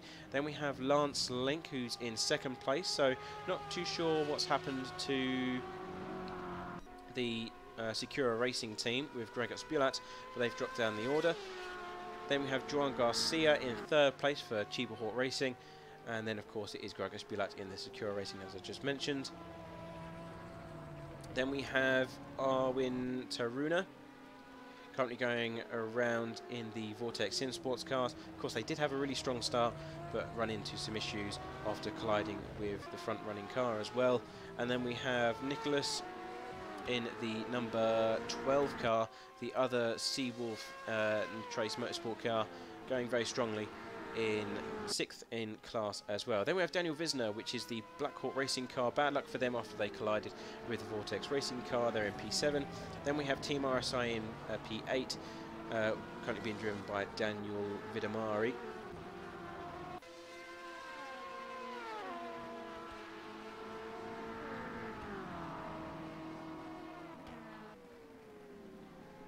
Going down the order even further, then we have some of the other Chiba Hawk Racing cars as well.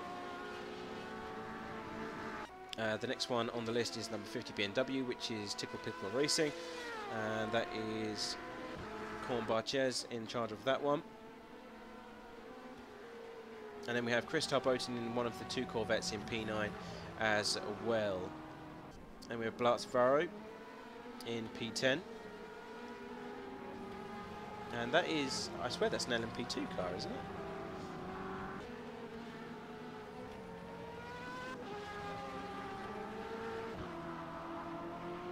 Yes, it is. You've got the 39 Chiba Hawk Racing car there in P11, and then we have Arkadiusz Treba in the car behind of that one as well. I'm not too sure what's happening with my live timing. I'm getting a lot of false data here. So I think there's a bit of lag going on the server. I'm not too sure what's happening, but that is the Viper Virtual Racing team, Taco Viper Virtual Racing team, with Arkadiusz Treba in charge of that one. They're currently in 25th overall and 13th in class. Oh, sorry, 12th in class. And then we have Dennis Castillo Sims close behind in the F1 Bros Racing team. Then we have the 38 Chiba Hawk Racing car being driven by Bart Slobozian. I think I pronounced that correctly. Probably not. And then we have the Triple S Racing car, and then there is quite a large sway of DNFs as well. Some of the other low running teams are even behind the likes of Samuel Ravida in his LMP2, falling down the order. Then we have Tin Winekoff and Albino Guana. Right, okay, so here comes a lead change because Alexis Capano is in the pit lane, and Cliff van der Ven has obviously just come into the pits as well. We're just going to double confirm that to make sure that is the case. Yes, because Sven Deutschmann is in charge of the 41, and that means that Cliff van der Ven has now finished his stint, and they're going to retake the lead any second now as they come across the start-finish line. Janique Putz leads the race for the time being with the number 14, with Francesco Pascal in charge of the Seawolf Netrace Motorsport car. 1 hour and 38 minutes remaining though.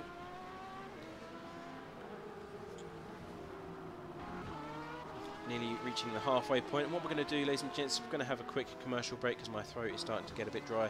So we're going to have a small commercial break and we will be back very shortly. So don't go anywhere, and see you soon.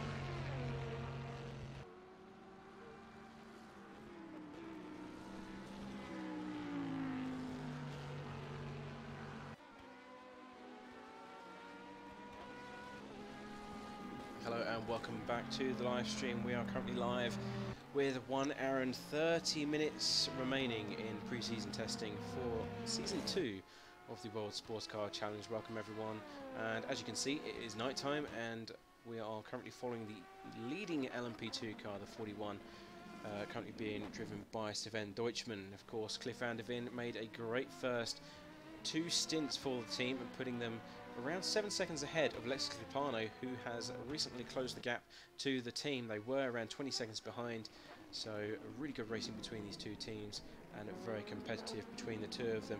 What we're going to do right now though is we're going to drag in some of the guys that are waiting to have a chat with us because they want to share what it's like to take part in one of these CFEG events and the championship overall. So first of all, we're going to drag in one of the defending champions with us, which is Daniel Poter.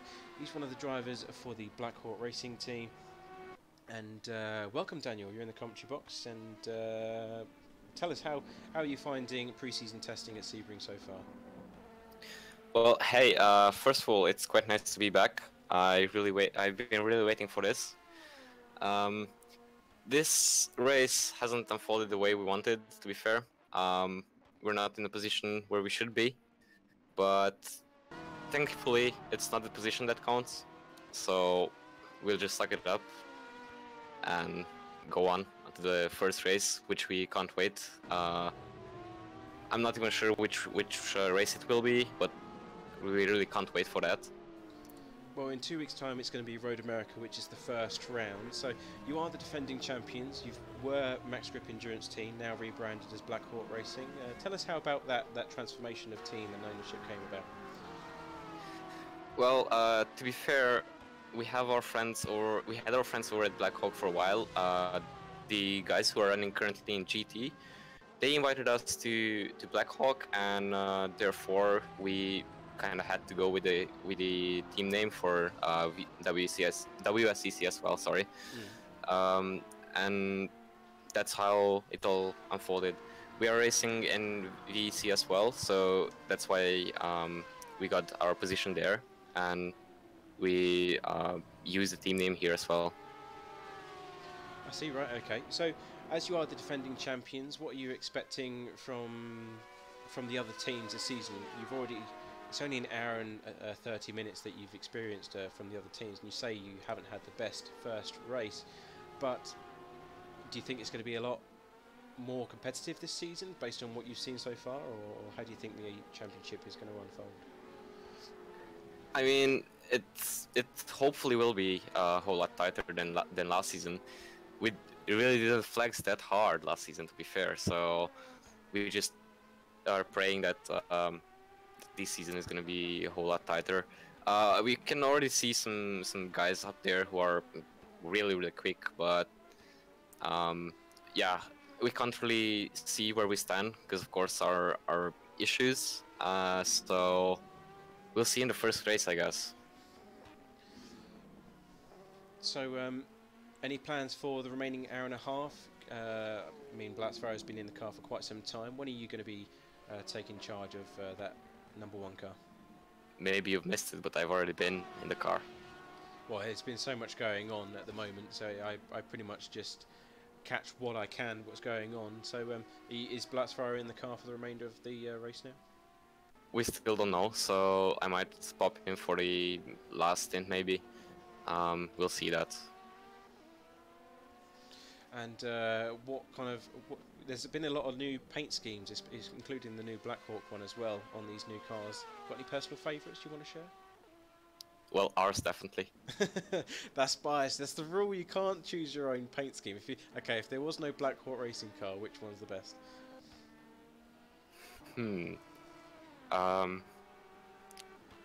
I'd say the GT Black Hawk, right? Alright, okay, we're not going to get anywhere with this. I think we're going to have to set up a poll or something. We'll just have all the teams voting for their own car skins. But yeah, if you do get back in the car, I wish you the very best of luck. And sorry to hear that pre-season testing hasn't gone as well as you. One question before you go though: if you was going to take away one thing from testing, what would it be? This is a tough one. This is a tough one. Basically that we need to practice a whole lot more.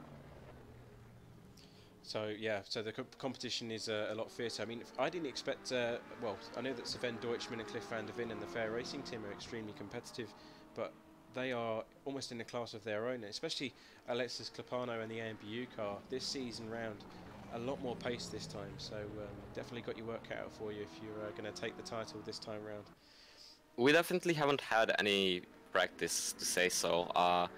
Okay, we did some laps before the race and a few weeks ago, but we can't really say that this was nowhere near enough practice. So, well, again, sorry to hear that you've had the issues, and I can't wait what you guys bring to the table in 2 weeks' time at Road America. yeah, we hope for the best there as well. All right, take care, bud. Thanks for popping in. See ya.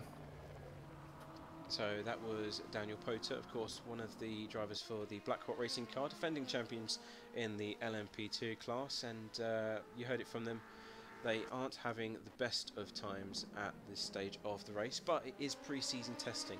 So again, I can't emphasize enough, this is a chance for the teams to sit down, have a look at what the competition are doing, where they need to improve and compare themselves to the other drivers. And from there they can go ahead into round one, which again is 2 weeks' time at Road America, and they can sit down and say, right, this is what we need to do between now and then, and we know what we need to do to get this car back up at the front of the grid where it belongs. So as I said so many times in the last hour and a half, to see a Black Hawk car this far down the order is a rare sight. So yeah, I'm sure that they will definitely do something between now and round one, and this car will definitely be up there amongst the front running teams.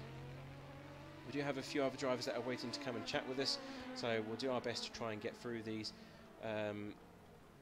as much as we can, but we was going to drag in Samuel Rovida because of course he is one of the Triple S racing cars, but that's run into several issues since the green flag, but he sadly had to park that car up in the garage for the time being, so not a good day for Triple S Racing. Of course their GTE car has also run into issues, but we're going to drag in one of the other drivers now, which is Alexander, and we're going to see what his race has done for him so far. So Alexander, welcome to the commentary box. How are you finding Sebring thus far? In the beginning, really hard. I think it was hard for anyone, especially having 33 cars all go through turn one. I'm amazed that nobody actually had an incident there. But tell us how your race has gone and what personal experiences you've had so far. Well, I wasn't in the start. That was Liam. But yeah, it's special. For my first time ever driving endurance, it's special. So what was you expecting then? If you say this is your first endurance race and first time with us here at CFEG, what was you expecting, and have we met your expectations? Is it, tell us how fun it is or how bad it is? Well, I did expect to drive a little bit better, but after the bad practices with doing 150 and then coming in and doing 2 seconds faster in the race, I'm pretty happy, really, keeping it together. It's been a bit of an up and down race for TCS Off Racing thus far. Are you where you expected to be in pre-season testing, or of course being your first race, was you expecting to be further down the order when compared to some of the other teams that were here last season? Well, because of Liam, I did expect to be a little bit higher up, because he is such a fast driver, and well, he had a little bit of an incident in the last corner before the driver's drop, and that caused us to lose a lot of position. So what are the plans for you guys now? I mean, you're currently in 11th in class. I believe you've just come out of another set of pit stops, so that's expected to go back down the order again, of course. But what were you guys aiming for at the end of pre-season testing, and how will that help you going forward to round one of the championship? Well, it's gonna be a little bit hard to make places here. I just hope the other guys make mistakes and we can learn, get an advantage from it. Yeah, But I do think with the pace we do have, we can make maybe 2 to 3 more places during the race. Well, still 1 hour and 22 minutes to go. When are you going to be getting behind the wheel of your car? Probably next time Liam is pitting. And how do you like driving at night time? Have you got much experience in night hours, or? The most practice I've done at the moment has been at night, so yeah, I do have most nighttime experience. Well, I'm sure that's very comforting because it is pitch black out there at the It moment. is. But I'm sure you guys will do just fine. I hope you get to the checkered flag, and can't wait to see what you guys bring to the table in 2 weeks' time when we visit Road America. Yeah, that would be awesome. Well, I wish you the best of luck, and fingers crossed for you, and I'll see you in the car in a few moments' time. Thank you. Alright, take it easy. Yeah, hey.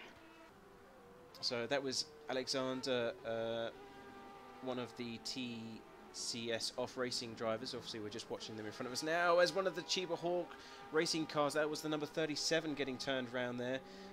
Not good news for them, and they managed to just get it back under control, avoid the barrier just about. If I can find them on my screen. Where's the number 37?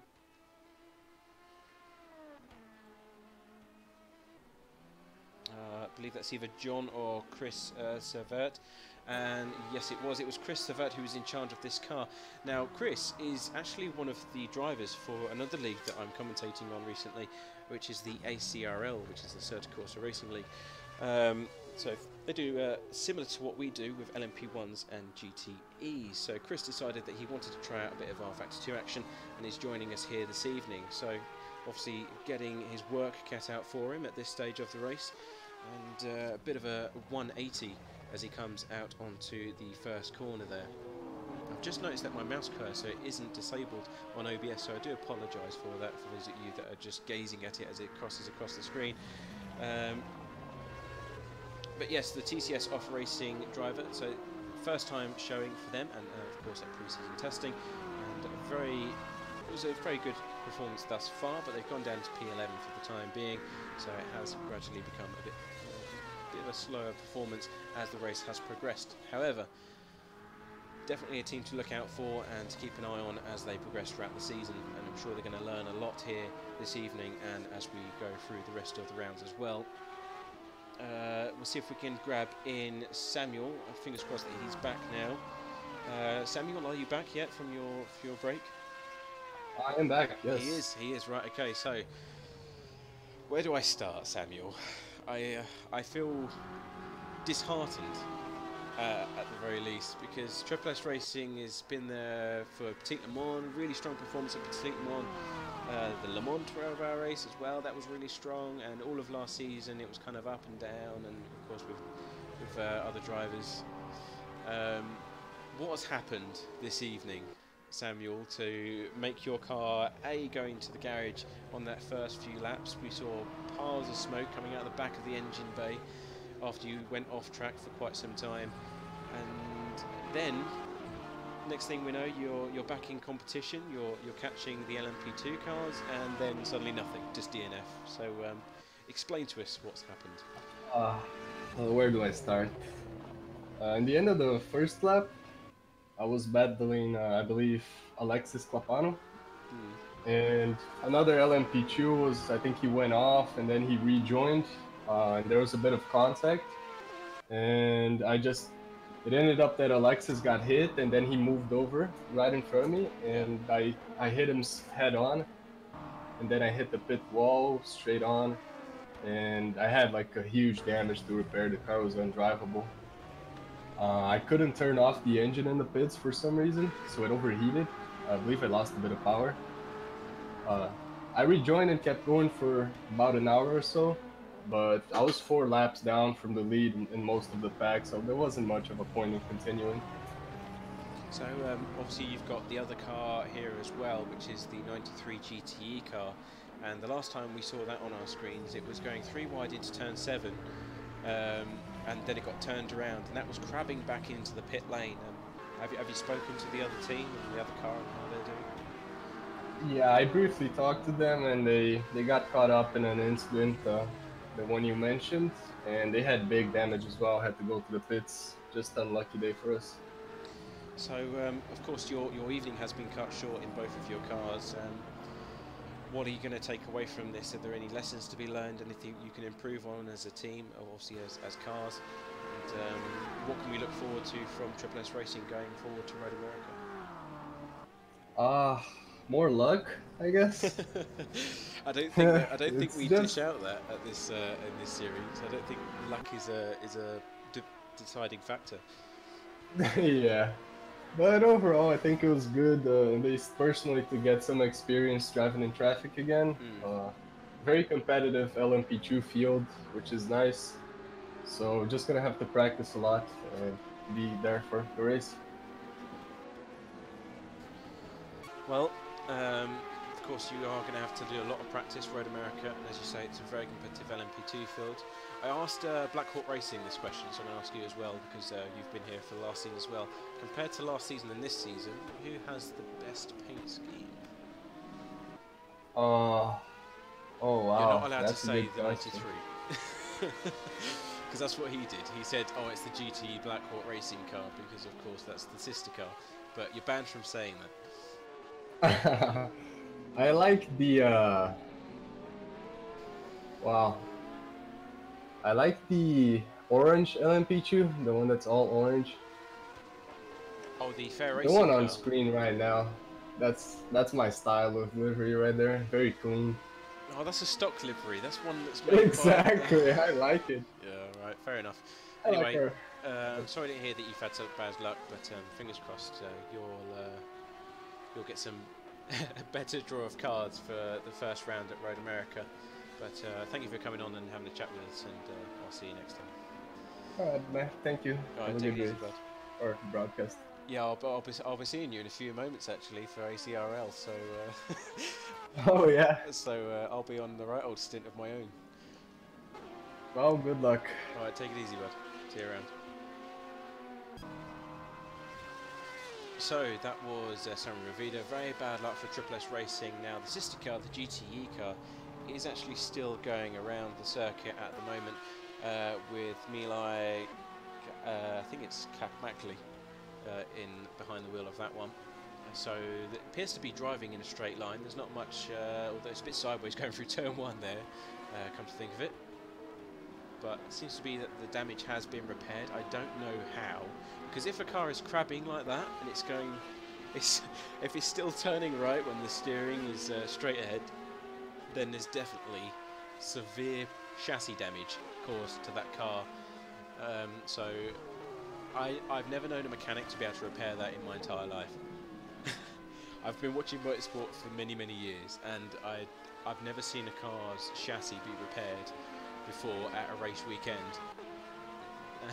But hey, it's Rfactor2, magic happens, and they're still able to continue the race, and they're actually in P27 overall, which is 14th in class, so not too shabby considering what has happened to them. Now we do have another driver that's waiting to have a chat as well, and that is in the form of the Secura Racing team with Gregor Spilat. His teammate is in the chat channel, and we'll see if we can have a word with him now. So Adam, welcome to the commentary box. Hopefully you're still with us. And it's been an up-down race for you guys. And, tell us how it's been from your side of things. How has pre-season testing unfolded? Hello. So, yeah, the preseason is a bit, you can say, yeah, it goes well. I would say. We didn't have any like expectations or any extra training to this race because yeah, it's Sebring, so we already raced here one 12-hour event at the German league. This one-off race. So yeah, we had the setup. We had the like the basic knowledge of what can the mod can do. So yeah. It's only to participate, to make some extra crowd at the racetrack. Now, last season it was a fairly one-sided affair. You had some issues, especially at tracks like Sebring, funnily enough, where you had a few connection issues. Yeah. This season you're in second place, well currently in pre-season testing you're in second place, and there's a lot of teams around you. Currently you're 2 seconds behind the leading car, which is the Rookie Monsters car, and they have the Chiba Hawk Racing car 1.8 seconds behind you as well. Are you finding a much more competitive season, or based on pre-season testing at least? You know, it's pre-season, so maybe some teams are also like covering their pace, the real pace, or they're not showing the full potential. So we also, you can say, like approach this race with some kind of experimental setup, I would say. And during the first hour, it was seen like Grzegorz had I think 2 or 3 spins that cost him like 10 seconds each. So that is one thing. Then you can say also one LMP2 made contact with him and he didn't turn off the repairs in the pits. So we were like 35 seconds again extra behind. So yeah, so it's more, you can say, like test of extra, you can say, setup for Grzegorz. And also Grzegorz, this is the first race for Grzegorz on his new direct drive, so yeah. what's the best track that you can go with the direct drive is the bumpy Sebring, yeah? Yeah, of course. We wanted to give you a nice test to, 3 hours of Sebring, that's nothing, is it? We've still got another 6 hour at the other end of the championship, so Yes, it's definitely going to be a nice challenge. And also you can say there is also like the good side that okay, I can't drive today because yeah, of my personal reasons, so he will drive the full 3 hours, so for him it's like also the extra test, you can say, to check, you can say, if how the wheel, you can say, is performing, how he is performing compared to the direct drive wheel, because yeah, it's not the same as Trustmaster 500. So yeah. it's essentially it's personal development for Grzegorz, is it? Yes. That's all it is. This So, entire 3 hour journey is just how can I improve and where for the next time yeah, I come here. and also we know our pace. You can say also I know my pace. I made the race yesterday in the VEC series. So yeah, like for this weekend we both, you can say, would have the same amount of hours that we drove. So going ahead through to round 1 and the rest of the season, obviously plenty of teams have had loads of time to gaze over the calendar. Is there any tracks you're looking forward to this season? Any ones you're not going to feel so comfortable at compared to others? I don't think so. You can say, like, looking back at the season before, I would say that all the tracks we like, you can say, and all the US tracks, and so yeah, we don't have any like extra that we like or we don't like, but yeah, America is also very nice, fast, flat track, yeah, compared to the Sebring, but it's also, you can say, like this 2-minute mark for the GTEs. So in this point, in this kind of manner, it's very comparable to the Sebring when it comes to the fuel consumption, and you can say like the tires and how it all, you can say, develops, and also those quite big long straights, yeah, on the America are also quite similar to the Sebring layout. So yeah, it's very good, you can say, for Grzegorz especially, you can say, yeah, to get the feel, you can say, of the direct drive and how it all compares, because till now, you can say, all my setups, yeah, were like made on my direct drive. So you can say for him right now is like now we have one-to-one, you can say, comparison of our setups and our feelings about the car, how it goes, you can say, around the track. So I hope that, yeah, we will have nice races. Fingers crossed. Along the way. Well, you've just taken the lead from Rookie Monsters, so yes, I saw it.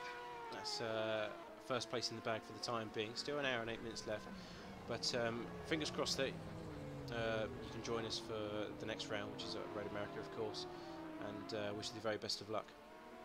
Yes, yeah, and so also, yeah, good luck for for the league, I would say, yeah, and for the that it will go like we will not have, you can say, issues with the server or. Fingers crossed.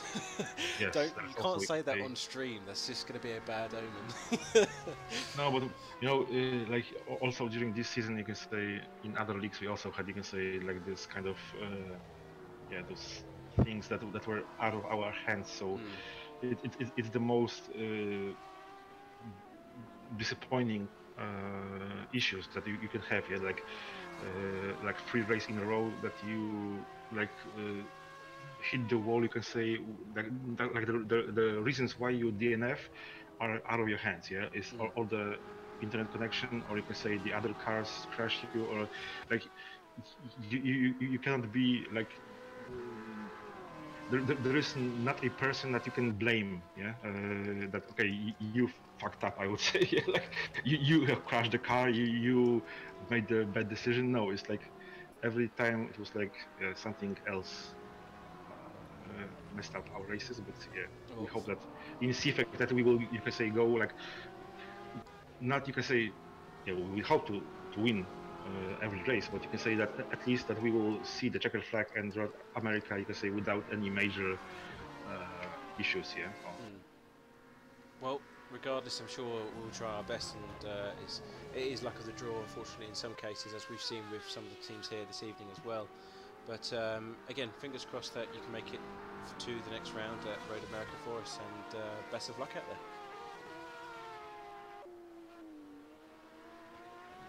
there. Yeah. Yes.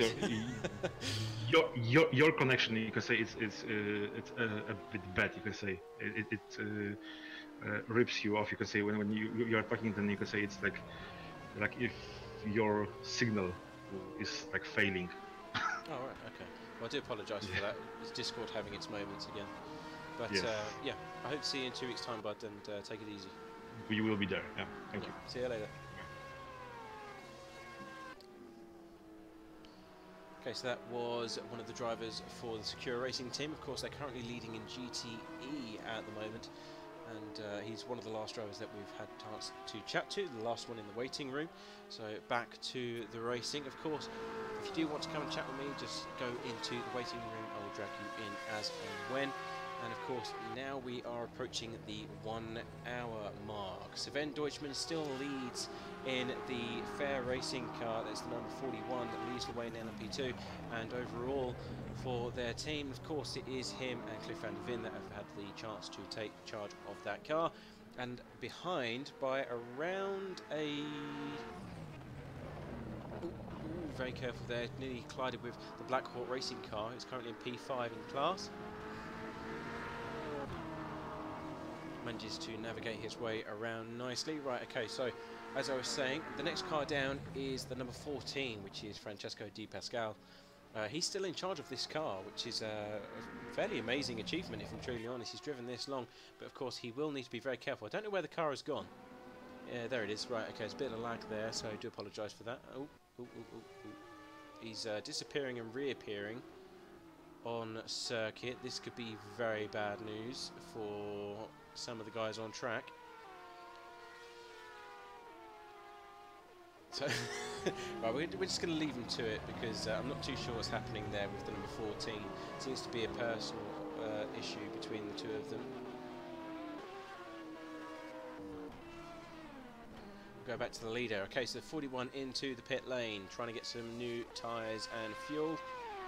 Are the jacks going to go up? No, not as of yet actually, but of course that could be because the fuel is going into the back of that LMP1 car. You can see the timing on the side of the car telling us how long they've been in the pit lane.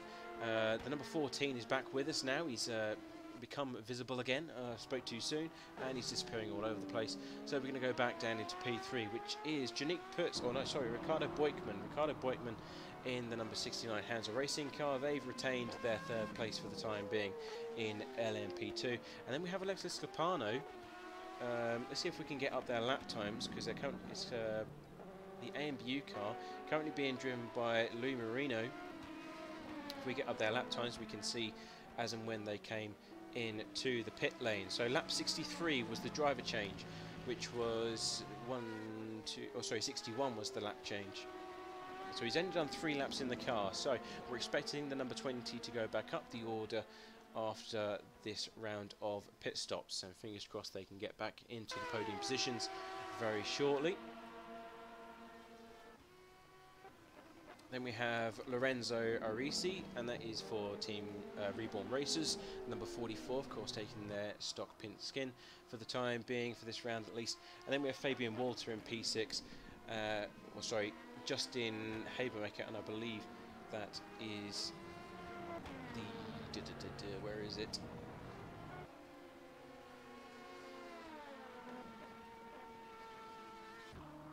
I believe that's a Hansa Racing car again, but I'm not entirely sure.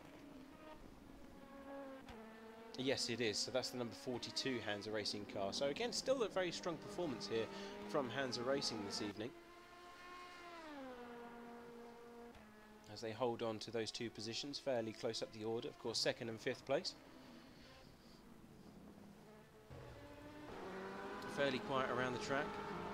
Then we have the next car down, which is P7, Joseph Fag. He's currently driving for the Natural Mullets Racing team.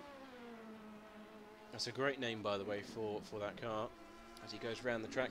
So their first showing for the season as well in their yellow painted LMP2, and I wouldn't be disappointed with that performance. P7, that's mid-pack.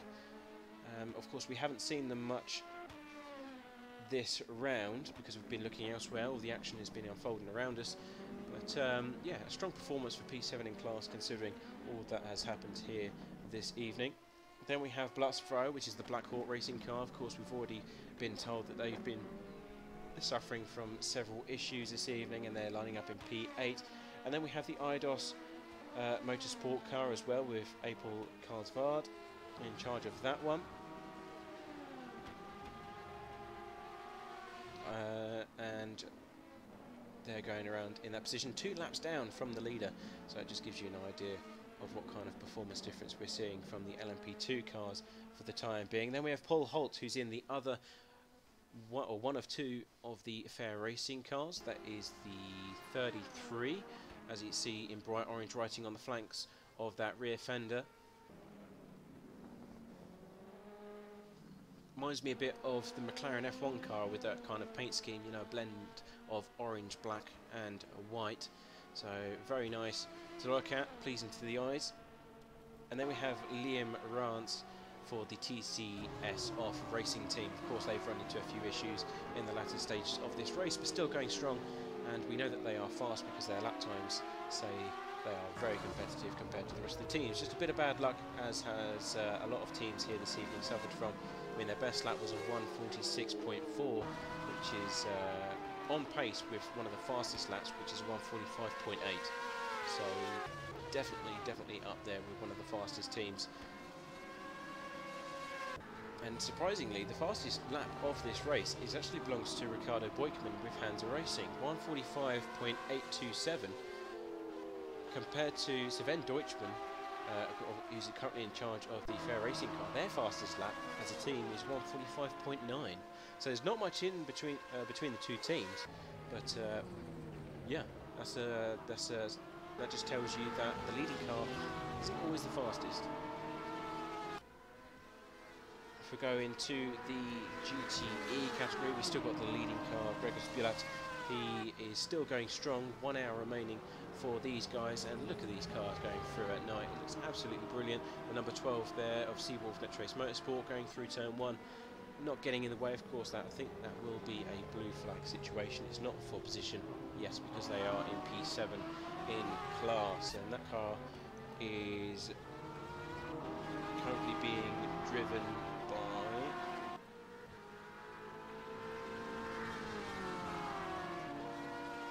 I think it might be Christopher Muller, if I can find him on my sheet.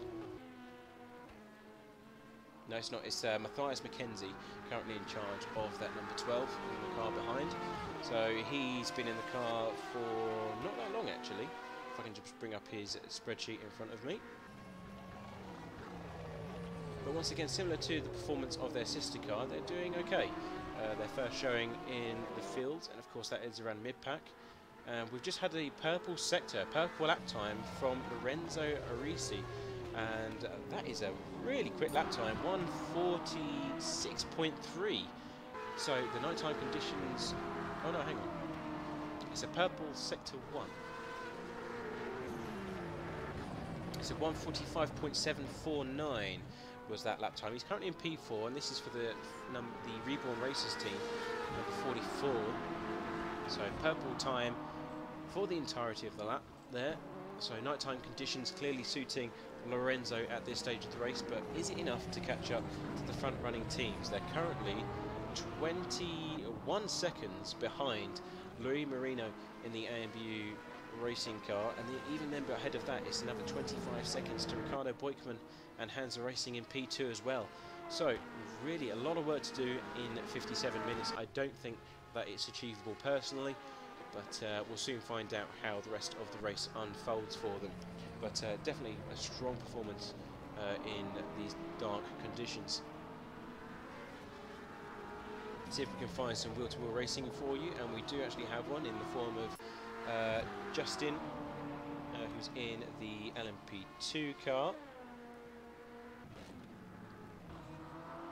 And this is for Hansa Racing, and they are battling with the number 14 car of Seawolf Netrace Racing. This is going to be for P5 in class. So, of course, they've just done a driver change, the number 14 has, because Born Wallmeyer has just got into the car, and that means that finally Francesco Pascal can have a break from all of this racing that he's done. He's done a really long stint for this LMP2 team, and we'll see what the number 14 can put on the table now in this last remaining hour of the race, and if Hansa Racing can take advantage of the situation and get that car back up into the top 5 where it belongs.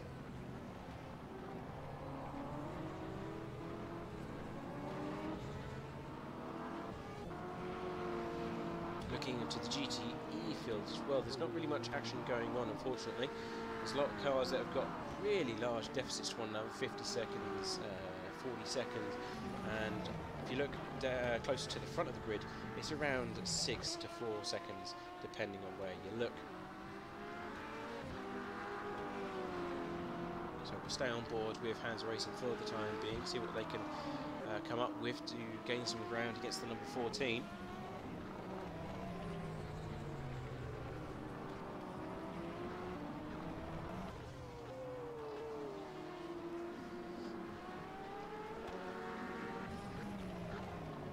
Born Wallmeyer defending against Justin Habermacher.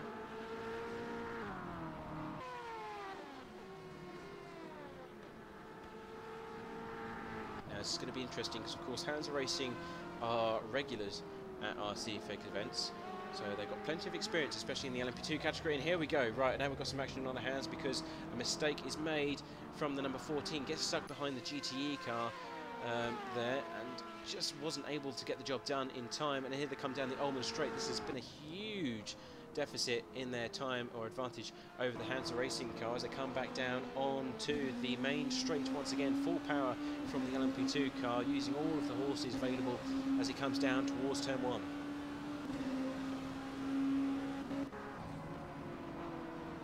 Never get tired of that shot. Camera view of the main straight as they come down all the huge circuit lights and down onto the inside, and Hansa Racing have made a mistake. No, sorry, the 14's made a mistake trying to get through past the GTE car, and that means that Born Wallmeyer has made the most fatal accident, and it's cost him so much time, and that is the Black Hawk Racing car that got collected as well. And Daniel Wisner won't be happy about that because they're already having a bad time here at pre-season testing, 6th in class at the moment, and here comes some of the other cars to take advantage of the situation as well. So not good news for them at all. Funny enough, the car that just went past was the sister LMP2 car, but looks like Black Hawk Racing having troubles in both classes here this evening. And now the next car down from Daniel Wisner is, if I can find him, is Hugh North, and that is actually an LMP2 car. So a lot of troubles for that particular team. And behind that is Matthias Mackenzie. Now, Matthias Mackenzie is one of the drivers for the Seawolf Netrace Motorsport team, and they're just coming into turn 1 now, so it's a fairly large deficit, and safe to say a safety net between themselves and Black Hawk Racing. So very lucky there to be getting away with that one. Well, what has happened to Born Wellmeyer? It's just coming into the last corner now, and it looks like he might have got away with that. And of course, he did lose out P5 to Justin Habermaker for the Hansa Racing car, and then behind you have Blatzvara as well, and that is the Black Hawk Racing team. They are an entire lap down, so they're having really bad issues here at pre-season testing, because they will have to catch up to the number 14 and then do an entire lap if they're to take that P6 position away from them. So it's safe to say that they are fairly comfortable for the time being. Now it's just 6 seconds to make back up again before they can catch back up with the Hansa Racing 42 car.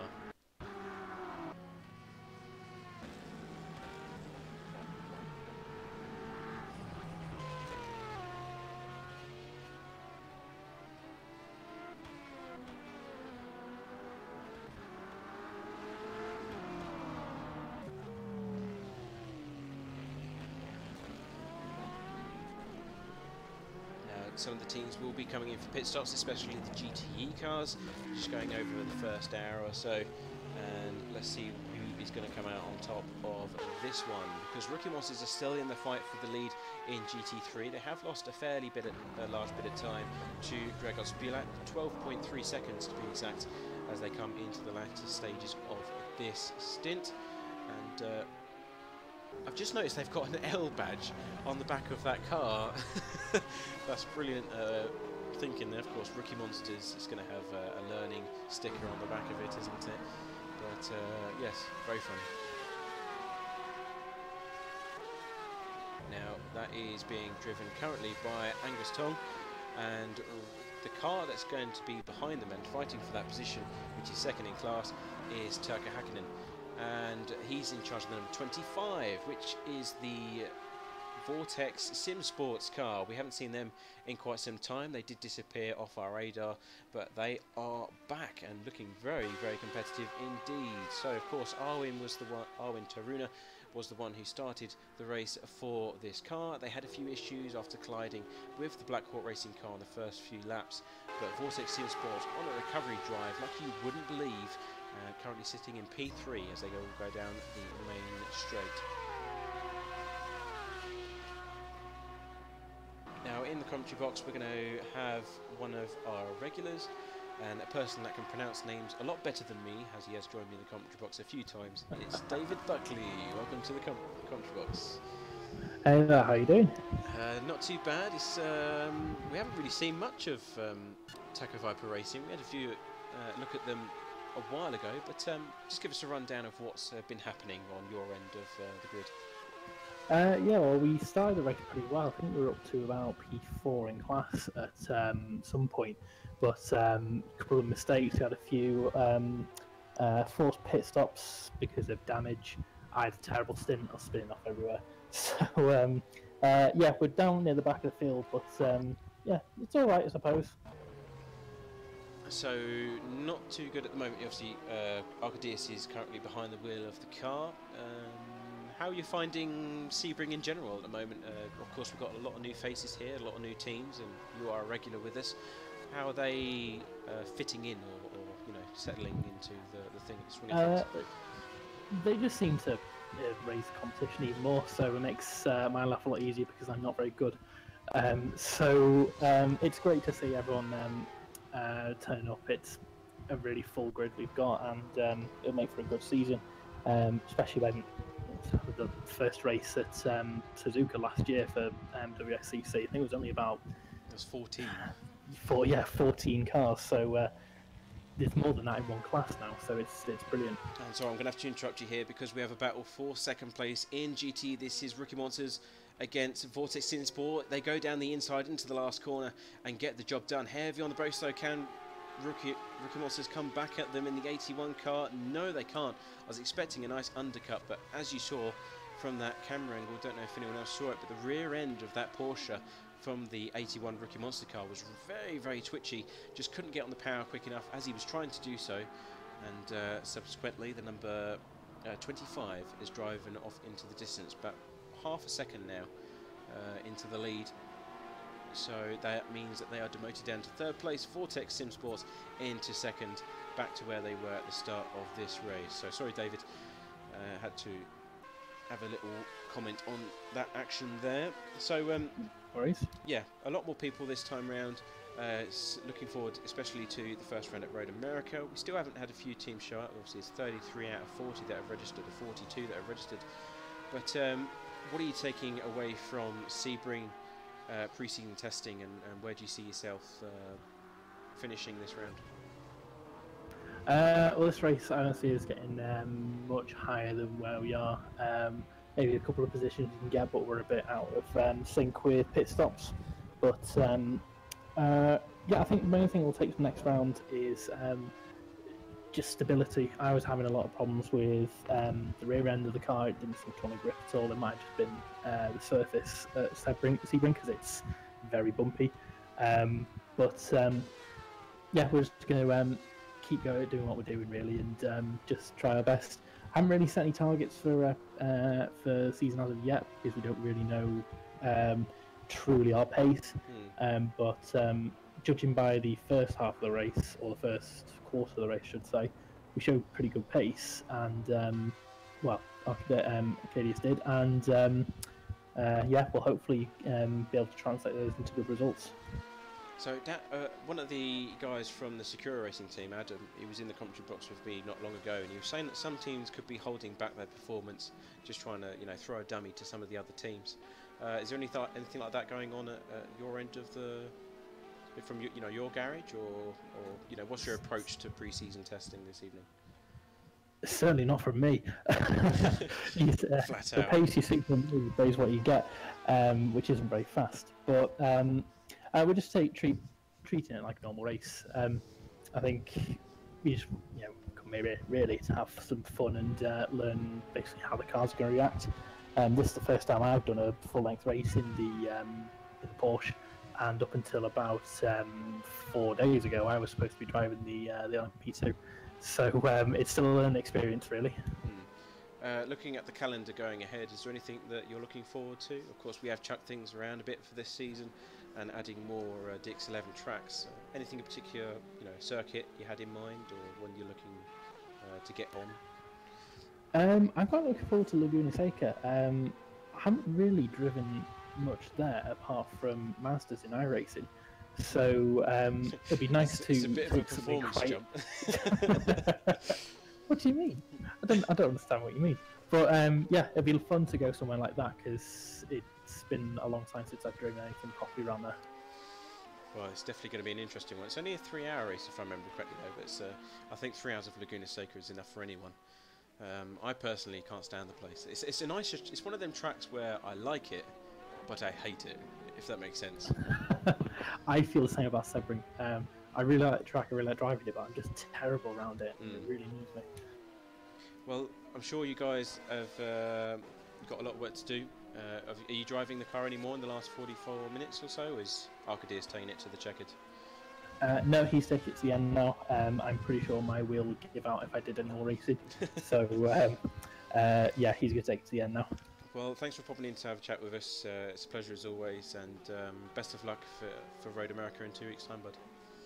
Nice one. I'll speak to you soon. Alright, speak to you soon, bud. So that was David Buckley, one of the drivers for Taco Viper Virtual Racing. And a bit of an up-down experience for them this evening, but as he said, it's pre-season testing. They're just finding their feet, as I'm sure many other teams are, and just seeing where they can go from there. And did just miss a change for position as well, which was April Karsvard taking 6th place away from Alex Tundridge in the pit lane there. And just behind in their yellow LMP2, trying to catch up, but it looks like he's going a bit slowly, if I'm truly honest, through that first corner. and that of course is the Natural Mullets Racing. But yeah, we missed out on the action and the overtake there while we were carrying out the interview, so apologies for that. Now, one action or one battle that is going to take place very shortly is Lorenzo Arisi and Born Wallmeyer. So if we get on board with them, this of course is the number 14. They had a few issues earlier. They're about 1.5 seconds behind Lorenzo Arisi in the car ahead. And that is the AMBU racing car. So, fingers crossed we can get some action on our hands here, but we'll soon find out. A few cars coming out the pit lane, that's the LMP2s. Now, those are the LMP2s that are going into the pit lane now, won't need to come back out again or go back into the pit lane anymore. 42 minutes should be enough to get them to the checkered flag. The other teams, however, not so sure. We don't have all the information in front of us. Of course, 33 cars all going around at once. It's kind of hard to keep track of who's doing what pit stop where and when. But fingers crossed we can have some really good racing. Sven Deutschmann still in the fair racing car, the leading 41 by around 38 seconds or so. So really nice advantage for them at this stage of the race. Their last lap 148.7 compared to the AMBU car, who's trotting around doing 150.2s. Now, that is going to cause them a few issues if they don't resolve that, because Team Grazo, who are now in second place, in fact, they've just taken that position away. As we've just clicked onto them to view what was going on, they've just lost that position. So, Lorenzo Arisi definitely upping the pace in LMP2. They've just taken second place away for the AMBU LMP2, and just to make it worse for them, they get stuck behind the number 12 GTE of Seawolf Nitrace Motorsport as well. So nice getaway for the 44 there. Flashing his lights as it comes down. Oh, and contact made, and that's the Porsche 911. The 911 car gets turned around. That is not good news for them, and fingers crossed they can get back underway without many issues. But what a nasty place to get spun around, especially at that part of the circuit, because that's going to cause so many issues. And that is the car that's in 29th place. That is Massimiliano Ferrari in that car. And he flashed his headlights and just couldn't get out. I mean, Massimiliano Ferrari came off the racing line over to the right hand side. Not too sure that was a wise manoeuvre, because we did say to stay as predictable as possible to all of these guys, and of course he is driving for Nitrous Oxide Racing. They're taking a stock skin for this round, but they are going to be the number 79 when things finally get going for the season. But it looks like he may have damage from that, but he's going very slowly into Sunset Bend. But fingers crossed he can get that resolved. Back up to racing speed. He's not gone into the pit lane, so he hasn't got an orange meatball coming for repairs. And continuing on his way. Now, fingers crossed that hasn't damaged the number 44's front wing, because that did happen. And there's another car around. That is the Cheaper Hawk racing car of number 37. So further bad news for those guys, as they're stationary on the exit of turn 1. That is Chris Savert again.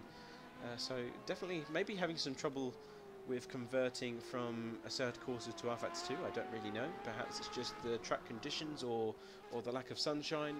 Who knows? I could be guessing all night. But further issues arising for this car. Currently in P11, so it's not a bad result. They're still doing fairly well, about mid-pack for the GTEs. Of course, they're in the middle of the maze of Porsches that are surrounding us. And to be honest, I haven't actually seen many of the other cars. The two Corvettes that we had on the grid in the form of Chris Tarboton and where's the other one? There was two of them. They had the 3 car and the 4 car. But it looks like they may have retired. He's in the pit lane at the moment. Fingers crossed he hasn't resulted in a DNF. Yes, it has. The only Corvette that's on the grid with us is not completing any of the remaining 40 or so minutes. It's a sad sight to see. We never like to see DNFs here at CFEC. We always like to see, no matter where you are, just keep on hammering around the circuit. You never know what will happen. And we have a good battle between the two Hansa Racing cars coming up. This is Ricardo Boykman and Justin Habermacher, rather. What did I say? Never mind. Right, okay, so civil war between the two hands of racing cars at the moment, so we'll soon see what unfolds. Team Order's going to get involved here. Is Massa is faster than you quote going to be thrown around a bit? Let's have a look at their last lap times.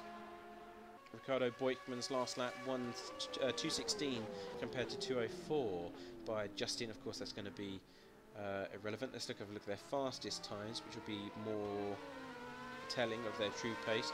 Best lap for Ricardo Boykman and his team was 1:45.8. Justin Habermaker, fastest time was 1:46.8. So it's an entire second between the two of them in terms of their best performance thus far. We'll have to wait for them to go across the timing lines once more before we get an idea of what kind of pace they're doing. But of course, both of them have been held up by GTE traffic this time round. Gap has extended now to 3.3 seconds. That's cost him about 1.5 seconds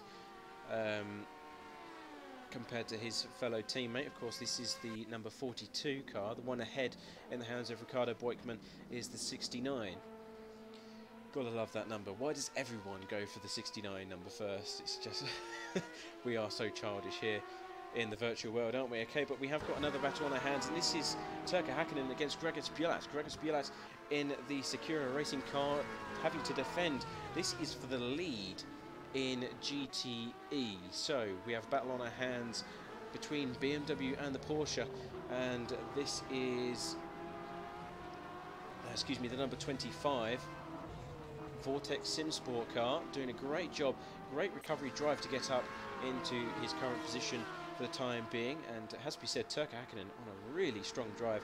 Last lap 1:59.9 compared to Gregor Bilat's 2:01.0. So almost an entire, well, it is an entire second faster, 2 seconds faster in fact that last lap time round. If we go into the cockpit as he comes down the back straight,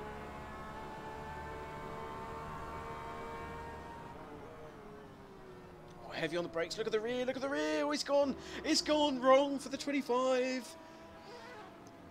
We commentators curse again. Strikes as he tries to get back up to speed. The Black Hawk Racing car is in the way, and here comes the Rookie Monster car as well, the 81. This is going to be turned around on its head before we can even snap our fingers, because Angus Tong is right there on the outside line. He tries to regain some ground, gets back onto the grey stuff, but those tyres are completely worn out due to overheating and also from the dirt that he's gathered after going offline. Angus Tong takes the second place away. You could not have made that stuff up. It went straight from nearly taking the lead from Gregor Spielat in first place, going back down into P3. This is Rookie Monsters coming around, and oh, there's further chaos. The number 81 gets collected, and I think that was Natural Mullets Racing there that tried to regain some control of their LMP2 car and just tagged the side of the 81 Rookie Monsters Porsche, and they both got sent flying around. So back to normality, because Turka Hakkinen just about regains that second place again in GTE, and I can breathe now because that was far too much going on in a short space of time for me to actually handle. Everything is definitely heating up here. 34 minutes remaining in this race, and it looks like everything is starting to heat up just slightly. You've got the Natural Mullets car behind. They have got now damage to their front wing by the looks of things. I'm not sure how that affected the Rookie Monsters car either. But that was just a dangerous rejoin there by the yellow LMP2. Not too sure, of course we only caught the back end of that incident. I'm not too sure if he became stationary or he span out in that position, or it was him trying to rejoin. But either way, that really interfered with the finishing positions of these GTE cars. Now you can just see Gregor Spielat in the distance there, a bit blurry up ahead, thanks to the amazing technology or updates from the Rfactor2 guys at Studio 397. But he's just entering turns 2 now. So he's got a bit of work to do to make up the ground he's lost. Let's have a look at the official timing gaps between the two of them. It is 8.8 seconds that he has to find in the next 8 minutes. Now, judging by his last performance in the last few laps or so, that won't be too difficult to do. Last time we had a clean lap from both of them, he was 2 seconds a lap faster. So in theory, and unless more issues arise, he should be able to gain back that time within the next 10 to 15 minutes or so. But anything can happen, as we just saw, and we'll just have to keep an eye on the action as it unfolds. Now, a further development is that the leading car, which is the 41, has gone down into second place, and now I'm just going to have a look at Sven Deutschmann's times. I'm hoping that it was due to a pit stop, and the last lap that he did was a 2:19, so I do believe that it was indeed for a pit stop. That's far too large of a deficit. Yes, he pitted on lap 78, and he's now back underway again, so that's not an issue. Sven Deutschmann is due the pit stop, and it is what we were expecting. However, Lorenzo Arisi in the 44, we're not expecting him to be that far up, so I can only... Let's have a look into his last... I'm expecting him to go back into the pit lane. Let me just finish that sentence. He came into the pits on lap 61, and we're only on lap 80. So this could be interesting. I've got to do some calculations here, if you'll bear with me just one moment. So, this is dangerous. Me doing maths while commentating is extremely dangerous. I usually get it wrong, just so that you're aware. So there is 31 minutes remaining in the session, so 31 times 60, and if we divide it by Lorenzo's most average lap, he's doing about 146, 145-ish. So it's 125 seconds. He's done 14 laps. And he's just coming... And further issues for Sven Deutschmann coming into the pit lane for the second time. Something has definitely gone wrong for the 41 car. That is definitely not good news. So, development for you, it doesn't matter anymore, because I was going to do some calculations to see when Lorenzo needs to come back into the pit lane, but Sven Deutschmann has gone back into the lane again for some unknown reason, and yeah, that means that the 44 now leads by the sheer luck of, you know, the universe. The racing gods, the sim racing pixel gods have spoken, and they've said that the 41 car is not going to take home a victory today. Now, the next development we have on our hands is the 14 car has moved up into third place rather. So great drive from these guys. They're doing extremely well for their first showing in a CFEG event, and their last lap was 150.4, so it's on pace, competitive, and while fighting through GTE traffic as well. So a really strong performance from the 14 of Seawolf Trace Motorsport.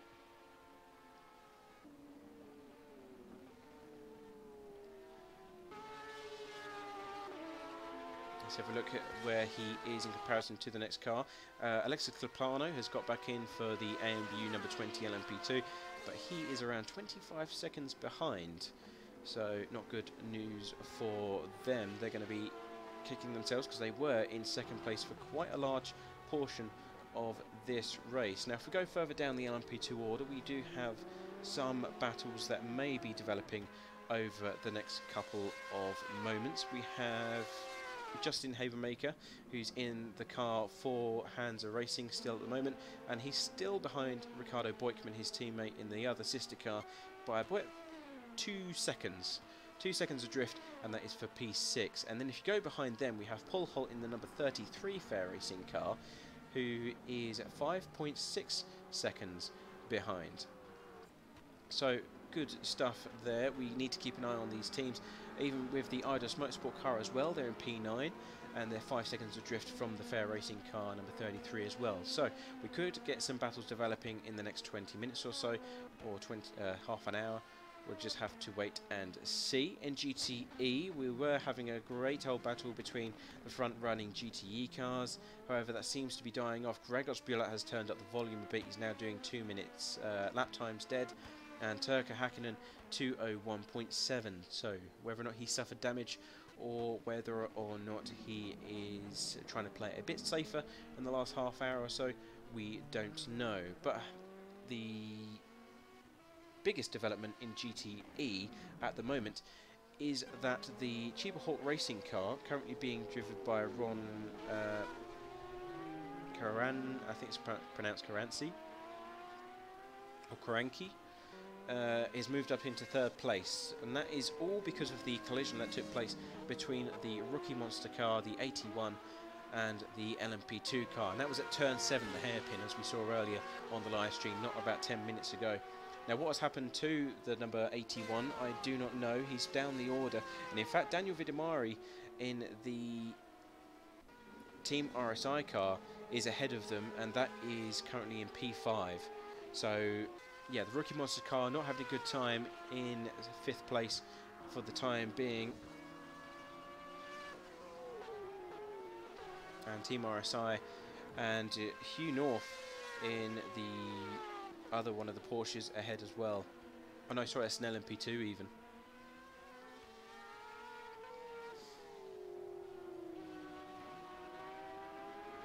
So Team RSI, again, it's another team we haven't seen a lot of during the last 2.5 hours or so, but they have this ability to just keep on putting lap times in one after the other, after the other, after the other, and they're not slow, they're competitive lap times.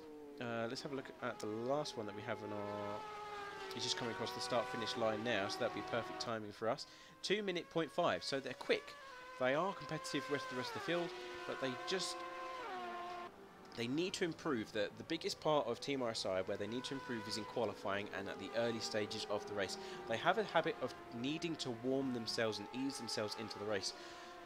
You know, they don't go out there and set these lap times straight away. They need a few laps to ease into it. By that time, they've lost quite a few positions, but they always come back at a later stage of the race. They're one of them teams that drop back at the start, and then as the race progresses and as the fatigue sets in to the other teams, they just keep on pounding on, and they've come from way down the grid and now in P4. That's a perfect example of a good endurance racing team, and that's the reason why they are the current defending GTE champions from last season.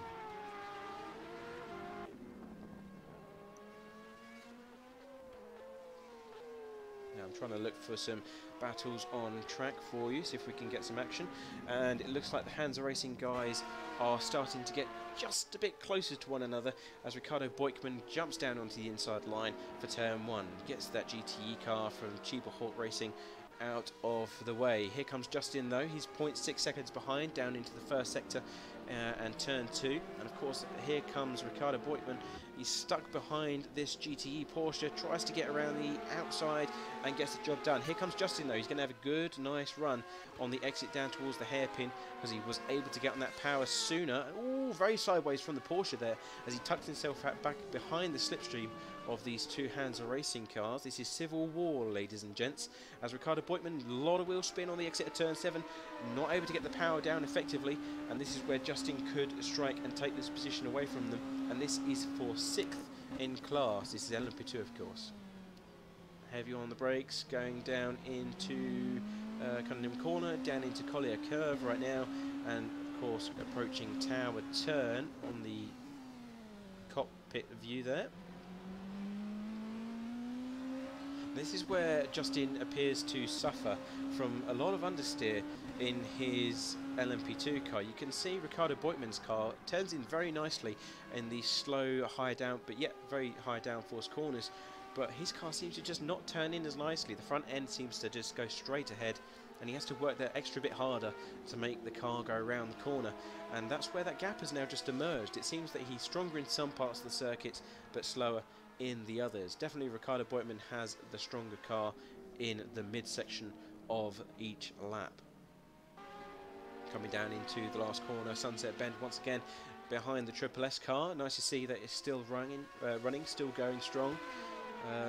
Not sure where they are in terms of track position, but of course we're going to stay on board with these two Hansa Racing cars. Now, I'm not too sure how this is going to develop. We know that it is a pre-season test race, so no points up for grabs here this time round. So are they just going to let each other go for it? I mean, I certainly hope so, especially Hansa Racing.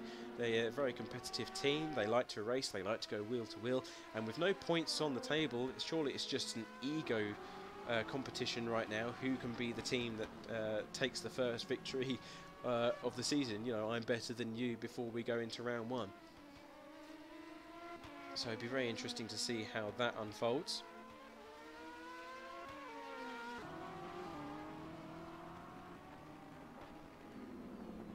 And we just had a drive-through penalty being issued to the 14 car of Seawolf Netros Racing, causing an avoidable collision when overtaking a slower class. So that is disastrous news. That was issued quite a while ago, so I'm not too sure if they've served that penalty already. I'm just catching up on some of the news. They have, because they've dropped down the order. As a result, let me see if I can find where they are. They've gone down into P4 as a result of serving that penalty, so bad news for them. But of course they have been issued that penalty. Hansa Racing number 65, drive-through penalty for causing a collision on lap 70, that's already been served. And the most recent one, drive-through penalty for number 66, Natural Mullets Racing, for unsafe rejoin in causing a collision on laps 76. Now that was the LMP car that rejoined and collided with the Rookie Monster 81. That battle that we saw about 10 minutes ago. Oh, there's a collision! There's a massive collision for the Hansa Racing car, and that is involving Gregos Bielat down on the main straight into turn 1. That was a huge turnaround, and that is surely going to be the end of that car's race. That was absolutely massive. Ricardo Beutmann just gets it back underway. I'm surprised that thing hasn't lost all 4 wheels. And we'll see if he can drive in a straight line. He's going very slowly as he enters Sector 1. I'm not too sure what happened there. The camera angle was changing as the collision occurred. And really bad, not what we want to see from the Hansa Racing teams, because we were really building up to that wheel-to-wheel battle between the two LMP2 teams. But all ended in tears. Cannot make this stuff out, and he looks like he's struggling under braking. The car seems to want to snap to the right under deceleration, so I'm sure he will be required to return to the pits. But yeah, definitely one that needs to be reviewed there. It's a straight line going into turn 1, but I'm sure the stewards will have something to say about that one. So, as I was saying earlier, the Mullets Racing team has received the drive-through penalty, and that was because they collided with the Rookie Monster car, which has gone down the order so badly. Still going strong, still P5, but of course they were fighting for second in class, and you just can't get that time back. You can't give a team their race back, unfortunately, and subsequently they have been penalised as a result of their unsafe rejoin. There's been absolutely everything for a pre-season test race. There's been action all over the place. You can't. If I look somewhere, something else happens. You know, it's happening left, right, and centre. And right now we have Paul Holt in the LMP2 car. He's of course driving for the Fair Racing team, the number 33. They're currently in P6, and they have taken the position away from Ricardo Beutmann, who had the incident. So he's moved up the order, but he's right on the tail now of Justin Habermaker in the other Hansa Racing car. So we were looking forward to a battle, and guess what? We're still going to get it, but different cars this time. So the 33 is really competitive at this stage of the race. Last lap was a 1:51, which is actually, that's not really that quick. We'll deduce that they were stuck in GTE traffic, as it usually is the case.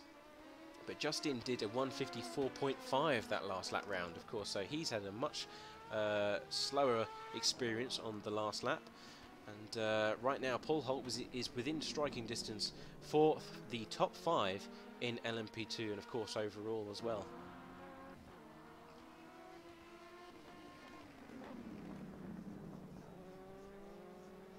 Of course, these cars looking absolutely amazing in these nighttime conditions. Really good stuff, especially with these custom paint schemes. Look really, really nice. In fact, just in the chat room that we've got going on at the moment, obviously there's quite a few of you watching. Without being biased towards your own teams, please, what is the best looking car on the grid this evening? Now, you've all got the Spotter's Guide. It's in the WSCC chat. For those of you that don't have it, I will see if I can link it to you. for those of you don't have access to the WCC chat, there is the spotter guide for this evening. I should have given it out quite a long time ago, but just what is the best painted car and what is the best looking car here this evening. And of course we will get a few more as this evening progresses. There are a few teams that haven't attended this evening that will be hopefully present for Road America, but yes, no bias, what is the best paint scheme.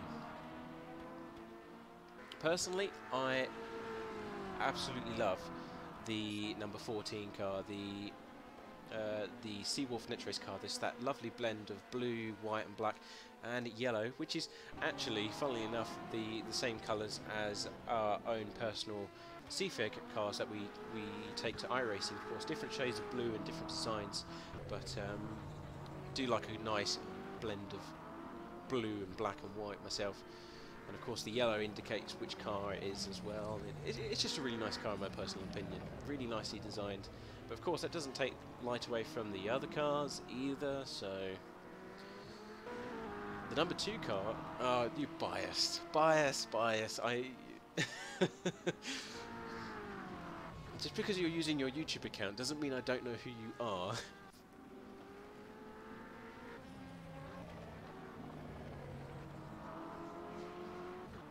37. Which one's the 37? Oh, that is the that's the GTE car, isn't it? 37.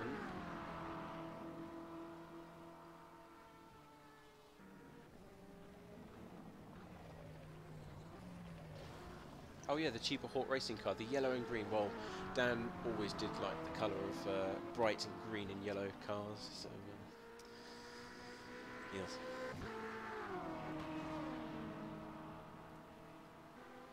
Safety car, oh for crying out loud. Now Paul Holt has had a bit of an issue. He's fallen way back down the order again. 1:58 was the last lap, so he's lost 4 seconds in that last lap alone, so a bit of an issue for Paul Holt. So we should have been paying more attention to what was going on. Now going back to GTE, let's have a quick look. Turko Hakkinen is 10 seconds adrift of P1. Further than that, we have Ron Karanki in the cheaper Hawk 1 car, which is the 36, I believe. Yes, it is. That's the white, sorry, green and black car. They've got 4 of them, so don't get confused. And they're about 29 seconds adrift. Other than that, all the GTE cars are fairly far away from one another. But yeah, definitely the battle on... Hang on a minute, wait 1 second. Ooh. This is interesting. So, okay. Besides making my weird noises just then, Pim van Ark is back in charge. Or sorry, it's the first time he's got into the car, but he's now in charge of the 41 car. Now, I don't know when he got into the car just then. Let's have a look at his lap times. He's been in the lap since... in the car since lap 81. I don't think he's going to meet... Oh, whoa, what was that? That was a huge off there from one of the cars. That's in Sector 3 as we come onto the Ullman Straight. Trying to get it on my screen as best I can. That was Nick Newcomb, the Eidos Motorsport LMP2 car. Went off in an absolutely huge way. Just turned a 360 and back again. But luckily, no, as far as I can tell, that's a very wide part of the circuit. Plenty of runoff for him to use. And back up to racing speed, get my words out. And currently in P8 for this car. Nick Newcomb currently in charge, as I just mentioned. And he's just passing the P1 GTE car of Secura Racing.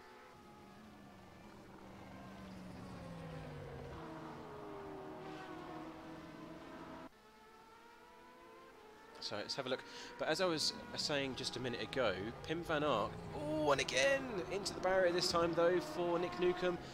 Issues arising for the Eidos Motorsport team. Can they get it back underway? Of course, they haven't had the best race this evening, as a lot of the teams haven't had a great experience. But fingers crossed he's able to continue the race. There's a lot of damage on that rear diffuser, especially on the rear left. As you can see, it's a bit greyed out and pixelated. That basically indicates that they've had a bit of a bad experience on that side of the car, and I'm wondering whether or not that's affecting the rear downforce of this LMP2 car, because under braking the rear is just coming around and taking the car into the barrier each time. So a lot of bad incidents occurring here for the number 25. Now behind is the Black Hawk Racing team. I don't think that is for position. No, it's not. You've got the Black Hawk Racing team there, the number 1 car behind. Also not having a great evening here at pre-season testing, but I'm sure they're definitely going to take some of this away with them. They're P11, and a bit of contact, bit of a paint exchange there between Ardus Motorsport and the Black Hawk Racing car. Of course, that's being driven by Daniel Potter at the moment. He's taken the car home for the defending champions this time round. And can he get the job done? Is he going to have to come into the pits? There's quite a lot of damage on that LMP2 car now in the last few minutes or so. Right, as I was saying, I'm going to return to my previous topic now. The current leading car is the 44. This is Reborn Racers. They've had a very up and down experience so far this evening, but it seems to have all come into their favour, because something, I don't know what, because we missed it, because other things have been happening, but Pim van Ark and the number 41 Fair Racing car has lost a ton of ground and is currently sitting 7 seconds behind them in second place. Now, the Fair Racing have been leading this event for 2.5 hours. 2.5 hours they have had a flawless experience. Every single lap that they have turned around has been absolutely spot on in the hands of Cliff van der Velden and Sven Deutschmann, and I don't know where in this 2.5 hours it has all gone wrong, because 1 minute they're fighting for first in place, they've got a massive lead of around 20 seconds, excuse me, and the next minute I know the Reborn Racing number 44 is in first place and has got a massive lead. So I am confused beyond belief about what has happened here this evening. And another one that's confusing me is the number 20 AMBU car. Now, this is currently being driven by Alexis Clapano. He's got back in the car for the final stint of this race. Of course, Louis Marino, his teammate, was in the car just a few moments ago. But they were also in second place, fighting for first through pit stop strategies and different tactics that they were employing, and now they're third place with a deficit of around 40 seconds. So definitely a lot of learning going on here this evening for these teams. They need to master their tactics and come up with a strategy that works for them. They're losing so much time through one means or another. Oh, okay, so we've just on the comments, thank you very much for that. Sven made a little mistake near before the swap with Pim van Ark. Okay, so that explains that one, but they came into the pits twice, so a little mistake doesn't sound so little to me if you had to make 2 pit stops to rectify the issue that you had and get the necessary repairs done. But yeah, it's just little things like this that can cost a race, and of course here this evening it doesn't matter, it is pre-season testing. They need to take this information away with them, sit down at a table and or a computer, bring up a chart in some form or another and just say, right, okay, here's what went wrong at Sebring, we need to improve in this part of our performance. Some teams it will be qualifying, some teams it will be consistency, some teams it will be in regards to their setup. But whatever the teams do, it's very clear that at some stage of this race, at all times, a different person has had the advantage, and that's something that they need to iron out before we get to Road America in 2 weeks' time. And speak of the devil, and he shall arrive. In the waiting room is Sven Deutschmann. I'm going to drag him into the commentary box just now. Sven, welcome to the commentary box, the number 41 car. It's all, it all seems to have unfolded before our very eyes. I didn't even bother looking at the car, because every time I looked it had an advantage of around 30 seconds, and then the next minute it's in the pit lane twice and the 44 Reborn Racers has gone through. So walk us through what's happened. Yeah, the first time I got a cut track warning in the last S-band for the straight. I was trying to avoid a collision with a GTE who made a mistake. So yeah, that was not so nice, but it was okay. The second time in the same S-band, I got the VR loading screen, and I lost my force feedback and everything. Oh, that's a bit troublesome. Yeah, it came back after 2 seconds or something, but I got my second cut track warning, and then I made one mistake myself in the same corner. Yeah, got my stop and go penalty. So going into the pit, taking the stop and go. Okay, shit happens. Yeah. Go on, and then I collided in first corner with a GTE. Yeah, I don't think I could avoided that. But okay, let's see afterwards. And yeah, that gave away the P1 position. Well, it's been, as I say, it's been an amazing performance from you guys. It's been such a comfortable lead for the 41 for the last 2.5 hours until, of course, recent events when it's all kind of unfolded. But how have you found the overall experience as a team? Are you entering the championship in a positive light after tonight's performance? Yeah, definitely. We are a team.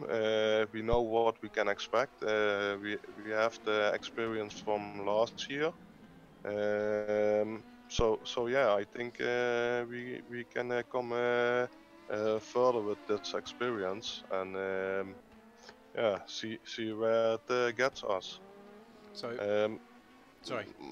main important thing for us is having fun, and yeah, when we can have a win, we go for it. I'll try to. So, of course, you were very competitive last season. You were always in the top 5, and of course, most of the time you're on the podium as well. Are there any improvements you've made from last season coming into this season? Of course, with Black Hawk Racing defending their title, do you think you can put up a bit of a stronger fight this year? Yes, definitely. These cars suit us better as the other mod. Also, understanding the tuning from these cars seems to be a little bit better. So yes, I think we are okay for that. And what are you taking away from pre-season testing? Of course, there's been a lot of teams going up and down the order, and I'm sure there's a lot of lessons to be learned. But personally, for the 41 and yourselves, what were you taking away from this weekend? Yeah, I think the consistency must get a little bit higher. We drove much laps. So I drove much laps. Cliff is was on Tuesday is a new how you say it. He was getting a little one. So he is for the second time daddy. Congratulations. And yeah, so Cliff doesn't have the time to put the practice in he wants, and I think yeah, when everything is sorted out and we can practice together, there will be more continuous times. Yeah. So the lap times will drop also for Cliff, and yeah, that's important for our team. Well, of course, real life comes first, especially if you've got a youngster coming along. So again, congratulations to Cliff. Yeah. But looking ahead to the season, of course, you said you've got a lot of practice to do, and there's much more room for improvement as a team. Is there any particular round that you're looking forward to on the calendar? No, not yeah. Road Atlanta suits us very well, I think. Well, yeah, Road Atlanta is always Silverstone one is of the not. best ones.